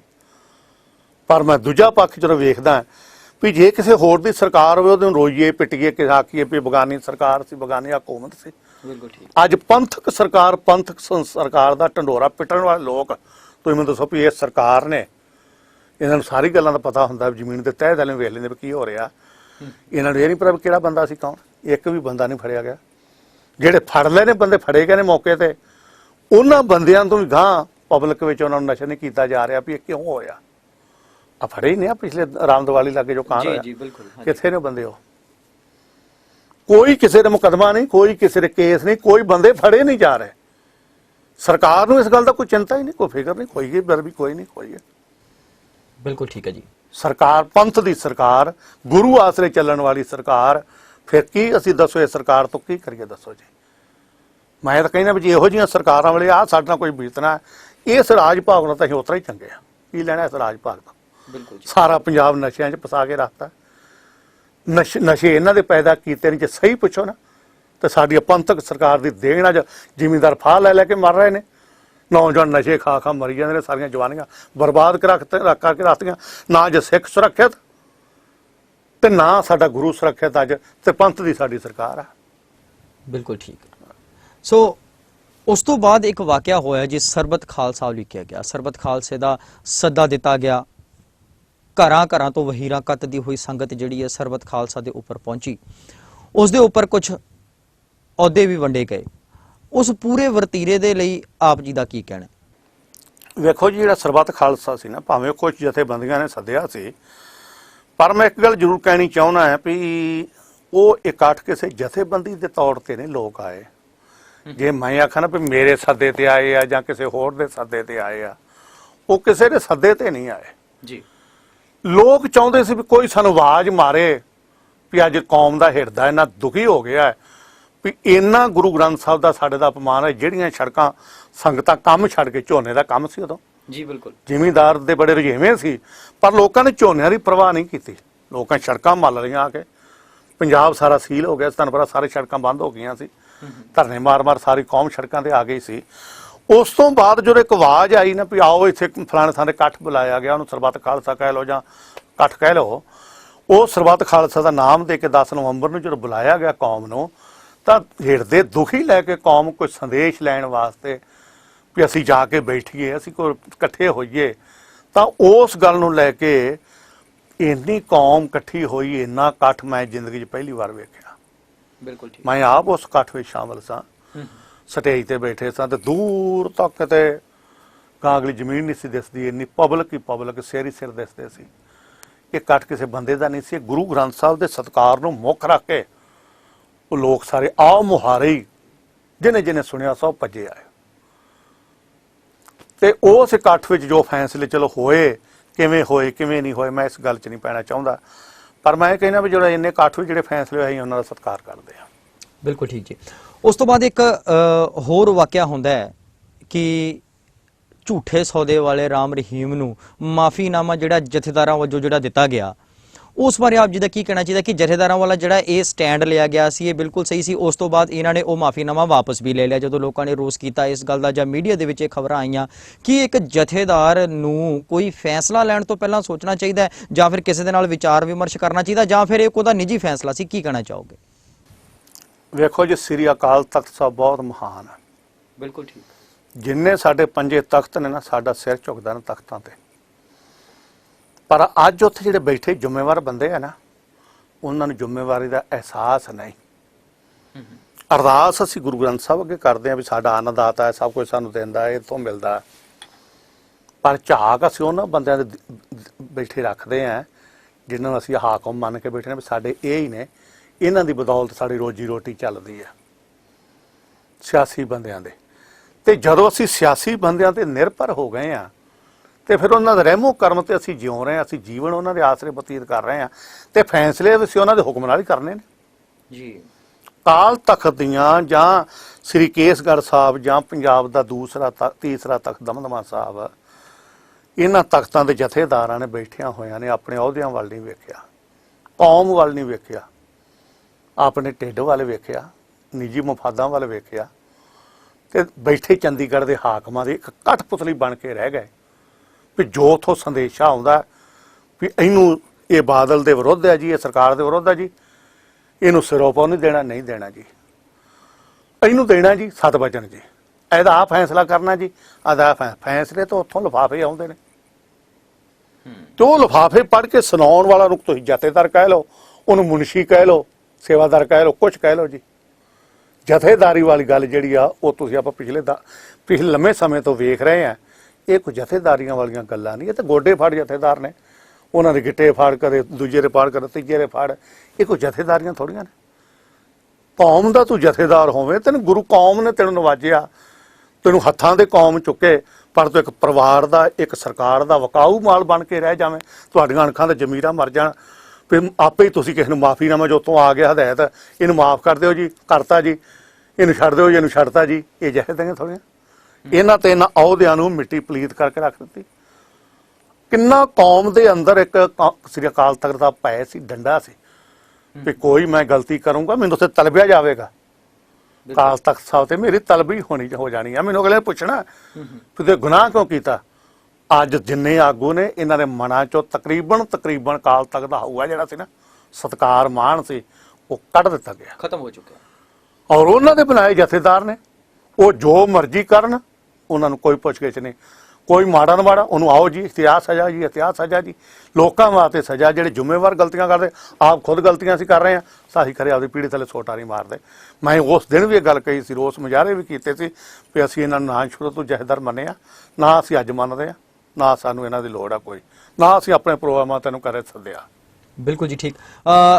ਇੱਕ ਵਾਕਿਆ ਹੋਰ ਸਾਹਮਣੇ ਆਉਂਦਾ ਹੈ ਜੀ ਕਿ ਜਦੋਂ 5 ਪਿਆਰੇ ਸਾਹਿਬਾਨ ਨੇ ਜਥੇਦਾਰਾਂ ਨੂੰ ਤਲਬ ਕੀਤਾ, ਉਸਦੇ ਐਵਰੇਜ ਦੇ ਵਿੱਚ ਉਹਨਾਂ ਨੂੰ ਸਸਪੈਂਡ ਕਰ ਦਿੱਤਾ ਗਿਆ, ਜਿਨ੍ਹਾਂ ਚੋਂ ਸ਼ਾਇਦ ਇੱਕ 5 ਪਿਆਰੇ ਸਾਹਿਬ ਐਸੇ ਸੀਗੇ ਜਿਨ੍ਹਾਂ ਦੀ ਕਿ ਜੋ ਸੇਵਾ ਸੀਗੀ ਉਹ ਪੂਰੀ ਹੋਣ ਵਾਲੀ ਸੀ, ਉਹਨਾਂ ਨੇ ਉਸ ਤੋਂ ਬਾਅਦ ਰਿਟਾਇਰ ਹੋਣਾ ਸੀਗਾ, ਪਰ ਸਾਰਿਆਂ ਨੂੰ ਜਿਹੜਾ ਸਸਪੈਂਡ ਕਰ ਦਿੱਤਾ ਗਿਆ। ਇੱਕ ਇਹ ਵੀ ਗੱਲ ਜਿਹੜੀ ਹੈ ਇਹ ਦੇਸ਼ਾਂ ਵਿਦੇਸ਼ਾਂ ਦੇ ਵਿੱਚ ਬੜੀ ਇੱਕ ਧੂਮ ਮਚਾ ਗਈ ਇਹ ਗੱਲ ਕਿ ਉਹ 5 ਪਿਆਰੇ ਸਾਹਿਬਾਨ ਜਿਨ੍ਹਾਂ ਨੂੰ ਆਪ ਗੁਰੂ ਗੋਬਿੰਦ ਸਿੰਘ ਮਹਾਰਾਜ ਜੀ ਨੇ ਉਹਨਾਂ ਕੋਲੋਂ ਅੰਮ੍ਰਿਤਪਾਨ ਕੀਤਾ, ਕਿ ਉਹਨਾਂ ਨੂੰ ਫੈਸਲੇ ਲੈਣ ਦਾ ਹੱਕ ਨਹੀਂ ਹੈ, ਜਾਂ ਫਿਰ ਉਸ ਵੇਲੇ ਉਹਨਾਂ ਨੂੰ ਇਹ ਫੈਸਲੇ ਨਹੀਂ ਲੈਣੇ ਚਾਹੀਦੇ ਸੀਗੇ, ਜਾਂ ਫਿਰ ਜਿਹੜਾ ਜਥੇਦਾਰਾਂ ਨੇ ਜਾਂ ਹੋਰ ਸਿਆਸੀ ਪਾਰਟੀਆਂ ਨੇ ਮਿਲ ਕੇ ਉਹਨਾਂ ਨੂੰ ਸਸਪੈਂਡ ਕੀਤਾ, ਇਹ ਕੰਮ ਗਲਤ ਸੀ। ਇਹ ਸਾਰੇ ਘਟਨਾਕ੍ਰਮ ਬਾਰੇ ਕੀ ਕਹਿਣਾ ਚਾਹੋਗੇ? ਵੇਖੋ ਜੀ, ਇਹ ਗੱਲ ਕਹਿੰਦੇ ਨੇ ਵੀ ਉਹ ਅੰਮ੍ਰਿਤ ਛਕਾਉਣ ਵਾਲੇ 5 ਪਿਆਰੇ ਆ ਜੀ, ਉਹ ਅੰਮ੍ਰਿਤ ਛਕਾਉਣ ਦਾ ਉਹਨਾਂ ਦਾ ਕੰਮ ਆ ਜੀ, ਇਹੀ ਗੱਲ ਸਾਹਮਣੇ ਆ ਰਹੀ ਹੈ। ਪਰ ਮੈਂ ਇਹ ਪੁੱਛਣਾ ਚਾਹੁੰਦਾ ਵੀ ਜਿਹੜੇ ਗੁਰੂ ਨੇ 5 ਪਿਆਰੇ ਬਣਾਏ ਸੀ, ਉਹ ਕਾਹਦੇ ਲਈ ਬਣਾਏ ਸੀ ਜੀ? ਜਿਹੜੇ ਪਿਆਰੇ ਦਇਆ ਸਿੰਘ, ਪਿਆਰੇ ਧਰਮ ਸਿੰਘ ਬਣੇ ਨੇ, ਉਹ ਅੰਮ੍ਰਿਤ ਸੰਚਾਰ ਵਾਲੇ ਹੀ ਬਣੇ ਸੀ ਜੀ। ਉਹਨਾਂ 5 ਪਿਆਰਿਆਂ ਅੱਗੇ ਗੁਰੂ ਗੋਬਿੰਦ ਸਿੰਘ ਸਾਹਿਬ ਹੱਥ ਜੋੜ ਖਲੋਂਦੇ ਨੇ। ਬਿਲਕੁਲ ਠੀਕ। ਜੇ ਦਾਦੂ ਦੁਆਰੇ ਗੁਰੂ ਸਾਹਿਬ ਗਏ, ਸੁਖਮਨੀ ਸਾਹਿਬ ਦਾ ਪਾਠ ਕਰਕੇ ਭੋਗ ਪਾਇਆ, ਅੱਗੇ ਸੀ ਦਾਦੂ ਦੀ ਕਬਰ, ਸਿੱਖਾਂ ਨੇ ਹਮਾਰਾ ਕਬਰ ਸੀ ਸਾਹਮਣੇ, ਤੁਸੀਂ ਮੱਥਾ ਟੇਕਿਆ। ਗੁਰੂ ਸਾਹਿਬ ਨੇ ਮੈਂ ਕਬਰ ਨੂੰ ਮੱਥਾ ਨਹੀਂ ਟੇਕਿਆ ਖਾਲਸਾ ਜੀ, ਮੈਂ ਤਾਂ ਸੁਖਮਨੀ ਸਾਹਿਬ ਦਾ ਪਾਠ ਸੰਪੂਰਨ ਹੋਇਆ ਤੇ ਤੀਰ ਅੱਗੇ ਕਰਕੇ ਮੱਥਾ ਟੇਕਿਆ। ਪਰ ਮੈਂ ਫਿਰ ਵੀ ਪੰਥ ਮੇਰਾ ਜਾਗਰੂਕ ਹੋਇਆ, ਤੁਸੀਂ ਜਾਗੇ ਹੋ, ਮੈਨੂੰ ਇਸ ਗੱਲ ਦੀ ਖੁਸ਼ੀ ਲਾਓ ਮੈਨੂੰ ਤਨਖਾਹ। ਸਤਿਗੁਰੂ ਤਨਖਾਹ ਲਵਾਉਂਦੇ ਨੇ, 5 ਪਿਆਰਿਆਂ ਦਾ ਹੁਕਮ ਵਜਾਉਂਦੇ ਨੇ। ਚਮਕੌਰ ਦੀ ਗੜੀ 'ਚ ਹੁਕਮ ਹੋਇਆ ਵੀ ਤੁਸੀਂ ਜਾਓ ਜੀ ਇੱਥੋਂ, ਤੁਹਾਨੂੰ ਲੜਾਈ ਲੜਨ ਵਾਸਤੇ ਹੁਕਮ ਨਹੀਂ ਪੰਥ ਦਿੰਦਾ, ਇੱਥੋਂ ਨਿਕਲਣ ਦਾ ਹੁਕਮ ਦਿੰਦਾ। ਬਾਜਾਂ ਵਾਲਿਆਂ ਦਾ ਤਾਂ ਵੀ ਮੈਨੂੰ ਮਨਜ਼ੂਰ ਆ। ਤੁਸੀਂ ਕਿਤੇ ਵੀ ਹਿਸਟਰੀ ਪੜ੍ਹ ਲਓ 5 ਪਿਆਰਿਆਂ ਦੀ, ਕਿੰਨਾ ਸਤਿਕਾਰ ਸੀ। ਮੈਂ ਤੁਹਾਨੂੰ ਪਹਿਲਾਂ ਗੱਲ ਕਹੀ, ਅਕਾਲ ਤਖਤ ਦਾ ਸਤਿਕਾਰ ਮਲੀਆ ਮੇਟ ਕਰਨ ਵਾਸਤੇ ਇਹੋ ਜਿਹੇ ਕੁਝ ਯਤਨ। ਫਿਰ 5 ਪਿਆਰਿਆਂ ਨੇ ਇਹ ਯਤਨ ਕੀਤਾ ਵੀ ਕੌਮ ਅੱਜ ਦੁਖੀ ਹੋ ਰਹੀ ਆ, ਇਹ ਬੰਦੇ ਕਠਪੁਤਲੀ ਬਣ ਕੇ ਬਹਿ ਗਏ ਨੇ ਸਰਕਾਰ ਦੀ, ਏਜੰਸੀਆਂ ਦੀ, ਸ਼੍ਰੋਮਣੀ ਕਮੇਟੀ ਦੀ। ਉਹ 5 ਪਿਆਰਿਆਂ ਨੇ ਜੇ ਜ਼ਮੀਰ ਦੀ ਆਵਾਜ਼ ਦੇ ਨੂੰ ਲੈ ਕੇ ਜੇ ਕੋਈ ਫੈਸਲਾ ਕੀਤਾ, ਉਹਨਾਂ ਨੂੰ ਕੱਢ ਦਿਓ ਜੀ, ਉਹਨਾਂ ਨੂੰ ਰੱਖ ਲਓ ਜੀ, ਉਹਨਾਂ ਨੂੰ ਢਾਹ ਦਿਓ ਜੀ। ਇਹ ਕਿਹਦੀਆਂ ਗੱਲਾਂ ਨੇ? ਉਹ 5 ਪਿਆਰਿਆਂ ਦਾ ਕੀ ਸਤਿਕਾਰ ਆ ਸਾਡੇ ਮਨਾਂ 'ਚ ਜੀ। ਬਿਲਕੁਲ ਜੀ, ਬਿਲਕੁਲ। ਸੋ ਜੀ ਵੇਲਾ ਹੋ ਚੱਲਿਆ ਇੱਕ ਛੋਟੇ ਜਿਹੇ ਬ੍ਰੇਕ ਦਾ, ਛੇਤੀ ਮੁੜਦੇ ਹਾਂ ਛੋਟੇ ਜਿਹੇ ਬ੍ਰੇਕ ਤੋਂ ਬਾਅਦ। ਇੱਕ ਨਜ਼ਰ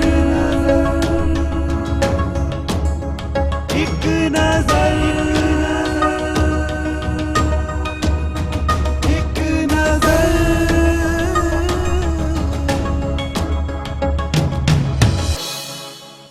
ਇੱਕ ਨਜ਼ਰ ਇੱਕ ਨਜ਼ਰ ਇੱਕ ਨਜ਼ਰ।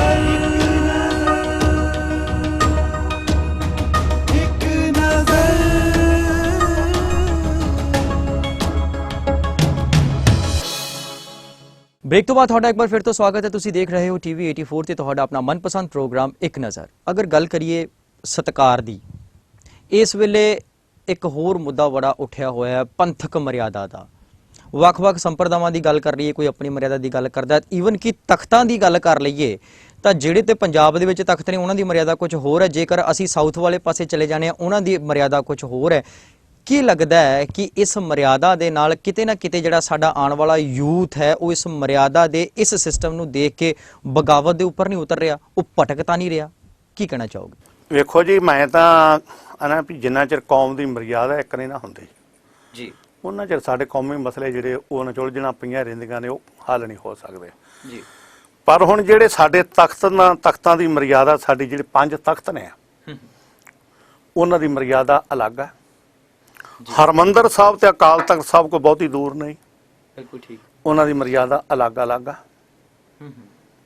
ਜਦੋਂ ਕਿ ਸ਼੍ਰੋਮਣੀ ਕਮੇਟੀ ਦੇ ਮਤਹਿਤ ਹੀ ਆ ਸਾਰਾ ਕੁਝ। ਬਿਲਕੁਲ। ਹਰਮੰਦਰ ਸਾਹਿਬ ਦੀ ਮਰਿਆਦਾ ਹੋਰ ਆ, ਅਕਾਲ ਤਖਤ ਦੀ ਮਰਿਆਦਾ ਹੋਰ ਆ, ਦੂਜੇ ਤਖਤ ਦੀ ਹੋਰ ਆ, ਤੀਜੇ ਦੀ ਹੋਰ ਆ। ਜਿਹੜੇ ਸਾਡੇ 2 ਤਖਤ ਬਾਹਰ ਨੇ ਉਹਨਾਂ ਦੀ ਆਪਣੀ ਹੋਰ ਆ। ਮੈਂ ਤਾਂ ਇਹ ਬੇਨਤੀ ਕਰਦਾ, ਚਲੋ ਸੰਪਰਦਾਵਾਂ ਦੀ ਮਰਿਆਦਾ ਵੀ ਚਲੋ ਵੱਖ-ਵੱਖ ਹੈ, ਜਿੰਨੇ ਸੰਪਰਦਾਵਾਂ ਨੇ ਜੀ।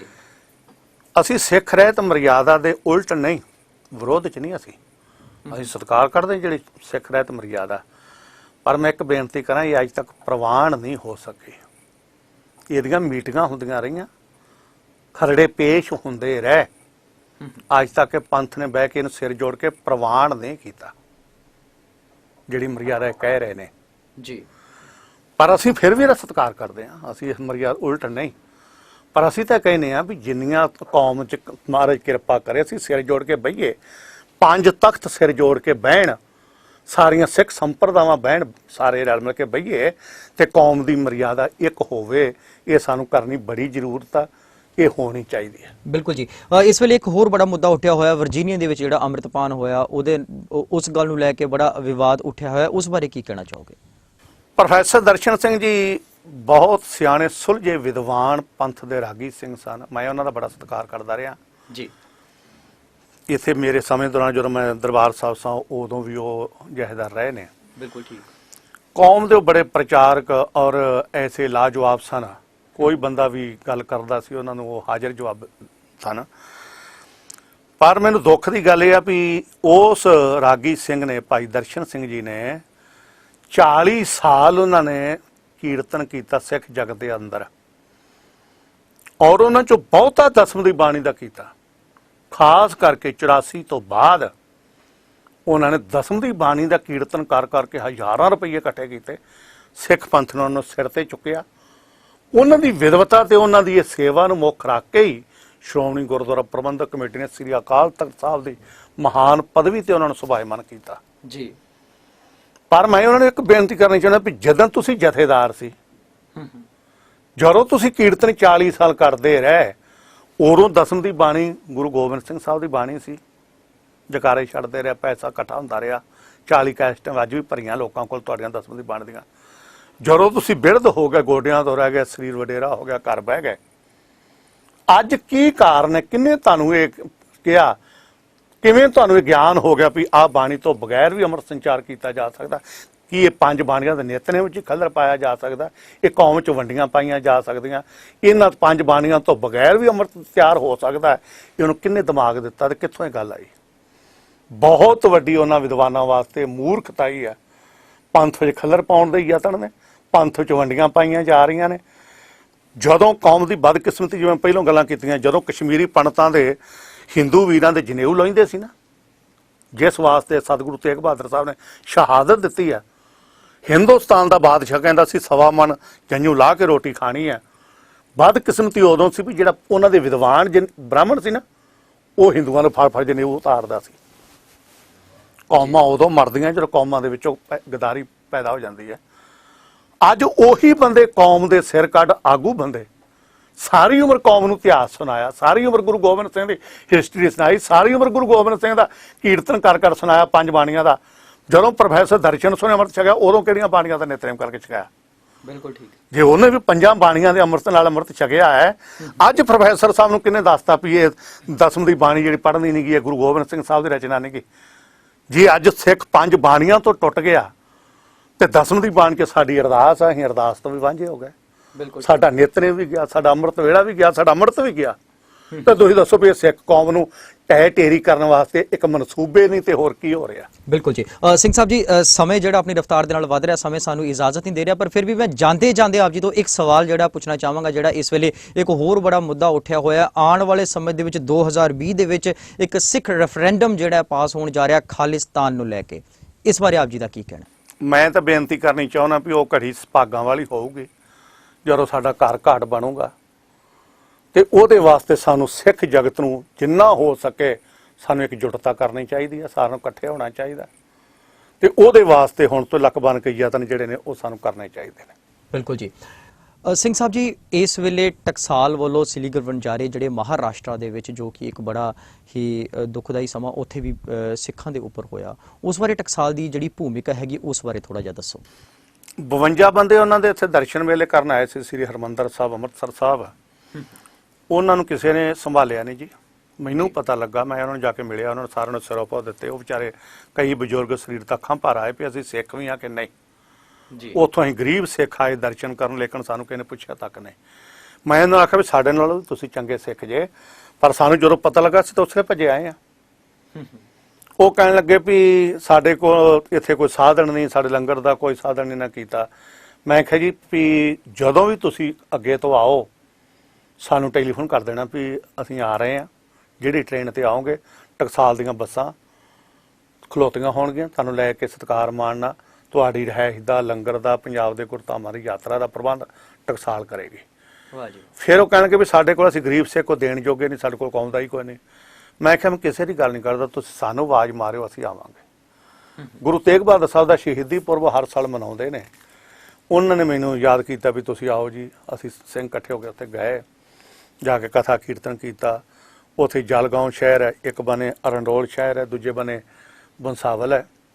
ਉਹ ਸਾਰੇ ਥਾਵਾਂ ਤੇ ਬੱਚੇ ਜਿਹੜੇ ਸੀ ਗੁਰਦੁਆਰਿਆਂ ਨੇ ਛੋਟੇ ਛੋਟੇ ਆਪਣੇ ਬਣਾਏ ਆ, ਉਹਨਾਂ ਗੁਰਦੁਆਰਿਆਂ 'ਚ ਜਾ ਕੇ ਬੱਚੇ ਸਾਰੇ ਮੈਨੂੰ ਮਿਲਾਏ। ਮੈਂ ਮਿਲਿਆ ਉਹਨਾਂ ਨੂੰ। ਕੋਈ 5 ਪੌੜੀਆਂ ਜਪਜੀ ਸਾਹਿਬ ਸੁਣਾ ਰਿਹਾ, ਕੋਈ 10 ਪੌੜੀਆਂ ਸੁਣਾ ਰਿਹਾ, ਕੋਈ ਅਰਦਾਸ ਸੁਣਾ ਰਿਹਾ। ਛੋਟੇ ਛੋਟੇ ਬੱਚੇ, ਝੌਂਪੜੀਆਂ 'ਚ ਰਹਿਣ ਵਾਲੇ ਲੋਕ। ਪਰ ਮੈਂ ਹੈਰਾਨ ਹੋ ਗਿਆ ਵੀ ਇਹ ਲੋਕ ਨਹੀਂ ਪਛੜੇ ਤਾਂ ਅਸੀਂ ਆ, ਜਿਹੜਾ ਅਸੀਂ ਇਹਨਾਂ ਲੋਕਾਂ ਨੂੰ ਗੱਲ ਨਾ ਲਾਉਣਾ ਚਾਹੀਦਾ ਸੀ। ਜੀ ਜੀ। ਮੈਂ ਕਿਹਾ ਜੀ ਅਸੀਂ ਟਕਸਾਲ ਤੁਹਾਡੀ ਸੇਵਾ 'ਚ ਹਾਜ਼ਰ ਹੈ, ਜਿਹੜੀ ਸਾਨੂੰ ਸੇਵਾ ਲਾਓਗੇ। ਫਿਰ ਉਹ ਕਹਿਣਗੇ ਸਾਡੇ ਬੱਚਿਆਂ ਦੀ ਪੜ੍ਹਾਈ ਵਾਸਤੇ ਇੱਥੇ ਕੋਈ ਗੁਰਮਤਿ ਸੰਗੀਤ ਵਿਦਿਆਲਾ ਬਣਾਓ, ਗੁਰੂ ਗ੍ਰੰਥ ਸਾਹਿਬ ਦਾ ਕੋਈ ਪਾਠ ਸਿੱਖ ਜੂਗਾ, ਕੋਈ ਗ੍ਰੰਥੀ ਬਣ ਜਾਊ, ਕੋਈ ਰਾਗੀ ਬਣ ਜਾਊ। ਮੈਂ ਇਹਨਾਂ ਨੂੰ ਆਖਿਆ ਜੀ ਠੀਕ ਆ। 3 ਕਿੱਲੇ ਜ਼ਮੀਨ ਲੈ ਕੇ ਅਸੀਂ ਹਜੂਰ ਸਾਹਿਬ ਦੇ ਨੇੜੇ ਤੇ ਉੱਥੇ ਅਸੀਂ ਅਸਥਾਨ ਬਣਾ ਰਹੇ ਹਾਂ ਬੱਚਿਆਂ ਵਾਸਤੇ, ਆਈ ਗਈ ਸੰਗਤ ਦੀ ਸਹੂਲਤ ਵਾਸਤੇ ਵੀ, ਉਹਨਾਂ ਦੇ ਬੱਚਿਆਂ ਵਾਸਤੇ ਵੀ। ਹਰ ਸਾਲ ਹੀ ਪਿਛਲੇ ਤਕਰੀਬਨ 8 ਸਾਲ ਸਾਨੂੰ ਸਮਾਂ ਹੋ ਗਿਆ, ਅਸੀਂ ਹਰ ਸਾਲ ਹੀ ਉਹਨਾਂ ਕੋਲ ਜਾਂਦੇ ਹਾਂ। ਗੁਰੂ ਤੇਗ ਬਹਾਦਰ ਸਾਹਿਬ ਸ਼ਹੀਦੀ ਪੁਰਬ ਮਨਾਉਂਦੇ ਹਾਂ। ਪਿਛਲੇ 3 ਸਾਲ ਤੋਂ ਅਸੀਂ ਵੱਡੇ ਪੱਧਰ ਤੇ ਨਗਰ ਕੀਰਤਨ ਕੱਢਦੇ ਹਾਂ। ਖੁੱਲੀ ਸਕੂਲ ਦੀ ਗਰਾਊਂਡ ਵਿੱਚ ਖੁੱਲਾ ਲੰਗਰ, ਖੁੱਲਾ ਪੰਡਾਲ, ਦੀਵਾਨ। ਔਰ ਉਹ ਗਰੀਬ ਸਿੱਖ ਜਿਹੜੇ ਸਾਰੇ ਉਹ ਆਉਂਦੇ ਨੇ, ਬੜੇ ਪ੍ਰਭਾਵਿਤ ਨੇ। ਔਰ ਦਮਦਮੀ ਟਕਸਾਲ ਨੂੰ ਹਰ ਤਰ੍ਹਾਂ ਦਾ ਸਹਿਯੋਗ ਦੇ ਰਹੀ ਹੈ। ਹੁਣ ਅਸੀਂ ਕੋਈ ਸਮੇਂ ਬਾਅਦ, ਕਿਉਂਕਿ ਉਹ ਅਸਥਾਨ ਦੂਰ ਪੈਂਦਾ, ਲੜਕੀਆਂ ਬੱਚੀਆਂ ਨੂੰ ਉੱਥੇ ਰਹਿਣਾ ਬੜਾ ਮੁਸ਼ਕਿਲ ਹੈ, ਬੱਚਿਆਂ ਵਾਸਤੇ ਛੋਟਿਆਂ ਵਾਸਤੇ ਔਖਾ। ਅਸੀਂ ਹੁਣ ਜਲਗਾਓਂ ਸ਼ਹਿਰ ਵਿੱਚ ਆਉਣ ਵਾਲੇ ਦਿਨਾਂ ਵਿੱਚ ਉਹਨਾਂ ਬੱਚਿਆਂ ਦੀ ਪੜ੍ਹਾਈ ਵਾਸਤੇ ਸਿੰਘਾਂ ਦੀ ਡਿਊਟੀ ਲਾਈ ਹੈ, ਤਾਂ ਕਿ ਉਹਨਾਂ ਨੂੰ ਗੁਰੂ ਗ੍ਰੰਥ ਸਾਹਿਬ ਦੀ ਵਿੱਦਿਆ ਉਹਨਾਂ ਦੇ ਪਿੰਡ 'ਚ ਸ਼ਹਿਰ ਵਿੱਚ ਦਿੱਤੀ ਜਾਵੇ। ਤੇ ਆਉਣ ਵਾਲੇ ਸਮੇਂ 'ਚ ਅਸੀਂ ਉੱਥੇ ਇੱਕ ਸਕੂਲ ਵੀ ਖੋਲ੍ਹਣ ਜਾ ਰਹੇ ਹਾਂ ਸੰਗਤਾਂ ਦੇ ਸਹਿਯੋਗ ਨਾਲ, ਤਾਂ ਕਿ ਉਹ ਬੱਚੇ ਨੇੜੇ ਰਹਿ ਕੇ ਘਰ 'ਚ ਰਹਿ ਕੇ ਵਿੱਦਿਆ ਪ੍ਰਾਪਤ ਕਰ ਸਕਣ। ਦਮਦਮੀ ਟਕਸਾਲ ਉਹਨਾਂ ਨਾਲ ਅੱਜ ਵੀ ਚਟਾਨ ਵਾਂਗ ਖਲੋਤੀ ਹੈ, ਅਸੀਂ ਉਹਨਾਂ ਦੀ ਸੇਵਾ ਲਈ ਹਾਜ਼ਰ ਹਾਂ। ਬਿਲਕੁਲ ਜੀ। ਸਿੰਘ ਸਾਹਿਬ ਜੀ, ਗੱਲ ਕਰੀਏ ਦਮਦਮੀ ਟਕਸਾਲ ਦੀ, ਤਾਂ ਦਮਦਮੀ ਟਕਸਾਲ ਦੇ ਇਸ ਵੇਲੇ ਕਿਹੜੇ ਕਾਰਜ ਨੇ, ਕਿਹੜੀਆਂ ਸੇਵਾਵਾਂ ਜਿਹੜੀਆਂ ਦਮਦਮੀ ਟਕਸਾਲ ਜਿਹੜੀ ਹੈ ਪੰਥ ਤੇ ਕੌਮ ਦੇ ਲਈ ਕਰ ਰਹੀ ਹੈ? ਦਮਦਮੀ ਟਕਸਾਲ ਦਾ ਮੇਨ ਕੰਮ ਜਿਹੜਾ ਧਰਮ ਪ੍ਰਚਾਰ ਦਾ ਜੀ, ਉਹ ਅਸੀਂ ਜਿੱਥੇ ਸੰਗਤ ਸਾਨੂੰ ਅੱਜ ਵੀ ਬੁਲਾਉਂਦੇ, ਵੱਡੇ ਮਹਾਂਪੁਰਸ਼ਾਂ ਤਰ੍ਹਾਂ ਜਿਵੇਂ ਪ੍ਰੋਗਰਾਮ ਬਣਦੇ ਨੇ ਜੀ, ਉੱਥੇ ਸੰਗਤ ਜਿਹੜੀ ਆ ਯਾਦ ਕਰੇ, ਅਸੀਂ ਉੱਥੇ ਕਥਾ ਪ੍ਰਚਾਰ ਵਾਸਤੇ ਜਾਂਦੇ ਹਾਂ। ਬੰਬੇ, ਕਲਕੱਤੇ, ਯੂਪੀ, ਇਧਰ ਮਹਾਰਾਸ਼ਟਰ ਵਾਲੇ ਸਾਰੇ ਹਿੰਦੁਸਤਾਨ 'ਚ ਜਿੱਥੇ ਪ੍ਰੋਗਰਾਮ ਹੁੰਦੇ ਅਸੀਂ ਸਾਰੇ ਜਾਂਦੇ ਹਾਂ ਜੀ। ਵਿਦੇਸ਼ਾਂ ਵਿੱਚ ਵੀ ਜਦੋਂ ਸਮਾਂ ਬਣਦਾ ਫਿਰ ਮੈਂ ਵਿਦੇਸ਼ਾਂ ਵਿੱਚ ਵੀ ਜਿਹੜੀਆਂ ਸੰਗਤਾਂ ਜੁੜੀਆਂ ਨੇ, ਸਾਰੇ ਯੂਰਪ ਵਿੱਚ ਜਾਣਾ ਹੈ, ਇੰਗਲੈਂਡ, ਕੈਨੇਡਾ, ਅਮਰੀਕਾ ਸਾਰੇ ਜਾਈਦਾ ਸਮੇਂ 'ਚੋਂ ਸਮਾਂ ਕੱਢ ਕੇ। ਤੇ ਉਹਦੇ ਨਾਲ ਧਰਮ ਪ੍ਰਚਾਰ ਦਾ ਜਿਹੜਾ ਸਾਡਾ ਮੇਨ ਕੰਮ ਉਹ ਕਰ ਰਹੇ ਹਾਂ। ਦੂਜੀ ਗੱਲ ਇਹ ਸੀ, ਜਦੋਂ ਬਾਬਾ ਜੀ ਭਾਣਾ ਵਰਤਾ ਗਏ ਸੀ, ਬਾਬਾ ਠਾਕੁਰ ਸਿੰਘ ਸਾਹਿਬ ਜੀ, ਤਾਂ 5 ਤਖ਼ਤਾਂ ਦੇ ਜਥੇਦਾਰ ਜਦੋਂ ਦਸਤਾਰਬੰਦੀ ਕਰਨ ਆਏ ਸੀ, ਅਸੀਂ ਉਹਨਾਂ ਨੂੰ ਬੇਨਤੀ ਕੀਤੀ ਸੀ ਵੀ ਦਮਦਮੀ ਟਕਸਾਲ ਸ਼ਹੀਦਾਂ ਦੀ ਵਾਰਸ ਹੈ ਜੀ, ਉਹਨਾਂ ਸ਼ਹੀਦਾਂ ਦੀ ਅੱਜ ਕੱਲ੍ਹ ਕਿਸੇ ਨੇ ਕੋਈ ਅੱਜ ਤੱਕ ਯਾਦਗਾਰ ਨਹੀਂ ਸੀ ਬਣਾਈ, ਉਦੋਂ ਤੱਕ ਕਿਸੇ ਨੇ ਕੋਈ ਯਾਦਗਾਰ ਨਹੀਂ ਸੀ ਬਣਾਈ। ਅਸੀਂ ਉਹਨਾਂ ਸ਼ਹੀਦਾਂ ਦੇ ਵਾਰਸ ਹਾਂ, ਤੇ ਸਾਨੂੰ ਇਸ ਸਿੰਘਾਂ ਨੇ ਜ਼ਮੀਨ ਦਿੱਤੀ ਹੈ ਸੰਗਰਾਮਾਂ 'ਚ, ਤੇ ਇੱਥੇ ਅਸੀਂ ਸ਼ਹੀਦੀ ਅਸਥਾਨ ਸਥਾਪਿਤ ਕਰਨਾ ਚਾਹੁੰਦੇ ਹਾਂ। 5 ਤਖ਼ਤਾਂ ਦੇ ਜਥੇਦਾਰਾਂ ਨੇ ਟੱਕ ਲਾਇਆ ਸੀ, ਉਹ ਗੁਰੂ ਦੀ ਕਿਰਪਾ ਨਾਲ ਸ਼ਹੀਦੀ ਅਸਥਾਨ ਜਿਹੜਾ ਉਹ ਅਸੀਂ ਬਣਾ ਰਹੇ ਹਾਂ, ਗੁਰੂ ਦੀ ਕਿਰਪਾ ਨਾਲ ਬਣ ਗਿਆ।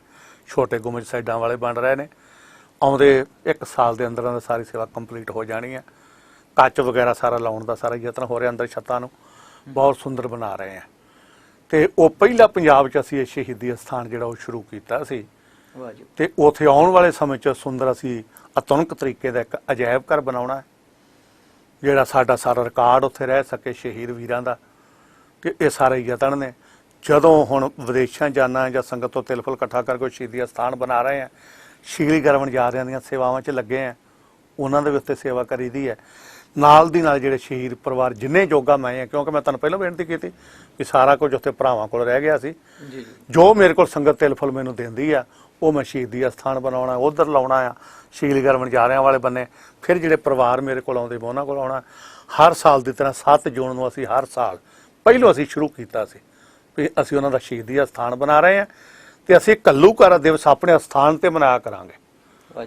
ਅਸੀਂ ਕਿਉਂਕਿ 6 ਜੂਨ ਨੂੰ ਇੱਥੇ ਸ੍ਰੀ ਅਕਾਲ ਤਖ਼ਤ ਸਾਹਿਬ ਮਨਾਇਆ ਜਾਂਦਾ, ਅਸੀਂ 7 ਜੂਨ ਦਾ ਪੱਕਾ ਹੀ ਉਦੋਂ ਤੋਂ ਦਿਨ ਰੱਖਿਆ। ਬਾਹਰ 'ਚ ਸਾਡੇ ਵੀਰਾਂ ਨੇ 6 ਤਰੀਕ ਰੱਖ ਲਈ, ਅਸੀਂ 7 ਜੂਨ ਦਾ ਪੱਕਾ ਹੀ ਦਿਨ ਰੱਖ ਲਿਆ ਸੀ, ਤੇ ਉਹ ਹਰ ਸਾਲ ਅਸੀਂ ਮਨਾਉਂਦੇ ਹਾਂ। ਔਰ ਦੇਸ਼ ਵਿਦੇਸ਼ ਦੀਆਂ ਸੰਗਤਾਂ ਸਾਨੂੰ ਸਹਿਯੋਗ ਦਿੰਦੀਆਂ, ਅਸੀਂ ਉਹਨਾਂ ਦੇ ਧੰਨਵਾਦੀ ਹਾਂ ਜੀ। ਬਹੁਤ ਵਧੀਆ ਜੀ। ਸੋ ਸਿੰਘ ਸਾਹਿਬ ਜੀ, ਤੁਸੀਂ ਆਪਣੇ ਰੁਝੇਵਿਆਂ ਦੇ ਵਿੱਚੋਂ ਕੁਝ ਕੁ ਕੀਮਤੀ ਸਮਾਂ ਸਾਡੇ ਲਈ ਕੱਢਿਆ, ਸਾਡੇ ਸਰੋਤਿਆਂ ਦੇ ਲਈ ਕੱਢਿਆ, ਸਾਡੇ ਸਟੂਡੀਓ ਦੇ ਵਿੱਚ ਆਏ, ਟਕਸਾਲ ਦੇ ਬਾਰੇ ਦੇ ਵਿੱਚ ਇੰਨੀ ਸਾਰੀ ਜਾਣਕਾਰੀ ਜਿਹੜੀ ਹੈ ਉਹ ਸਾਡੇ ਨਾਲ ਸਾਂਝੀ ਕੀਤੀ। ਆਪ ਜੀ ਦਾ ਬਹੁਤ ਬਹੁਤ ਧੰਨਵਾਦ ਜੀ। ਫਤਿਹ ਦੀ ਸਾਂਝ ਪਾਈਏ ਜੀ। ਵਾਹਿਗੁਰੂ ਜੀ ਕਾ ਖਾਲਸਾ, ਵਾਹਿਗੁਰੂ ਜੀ ਕੀ ਫਤਿਹ। ਇੱਕ ਨਜ਼ਰ, ਇੱਕ ਨਜ਼ਰ।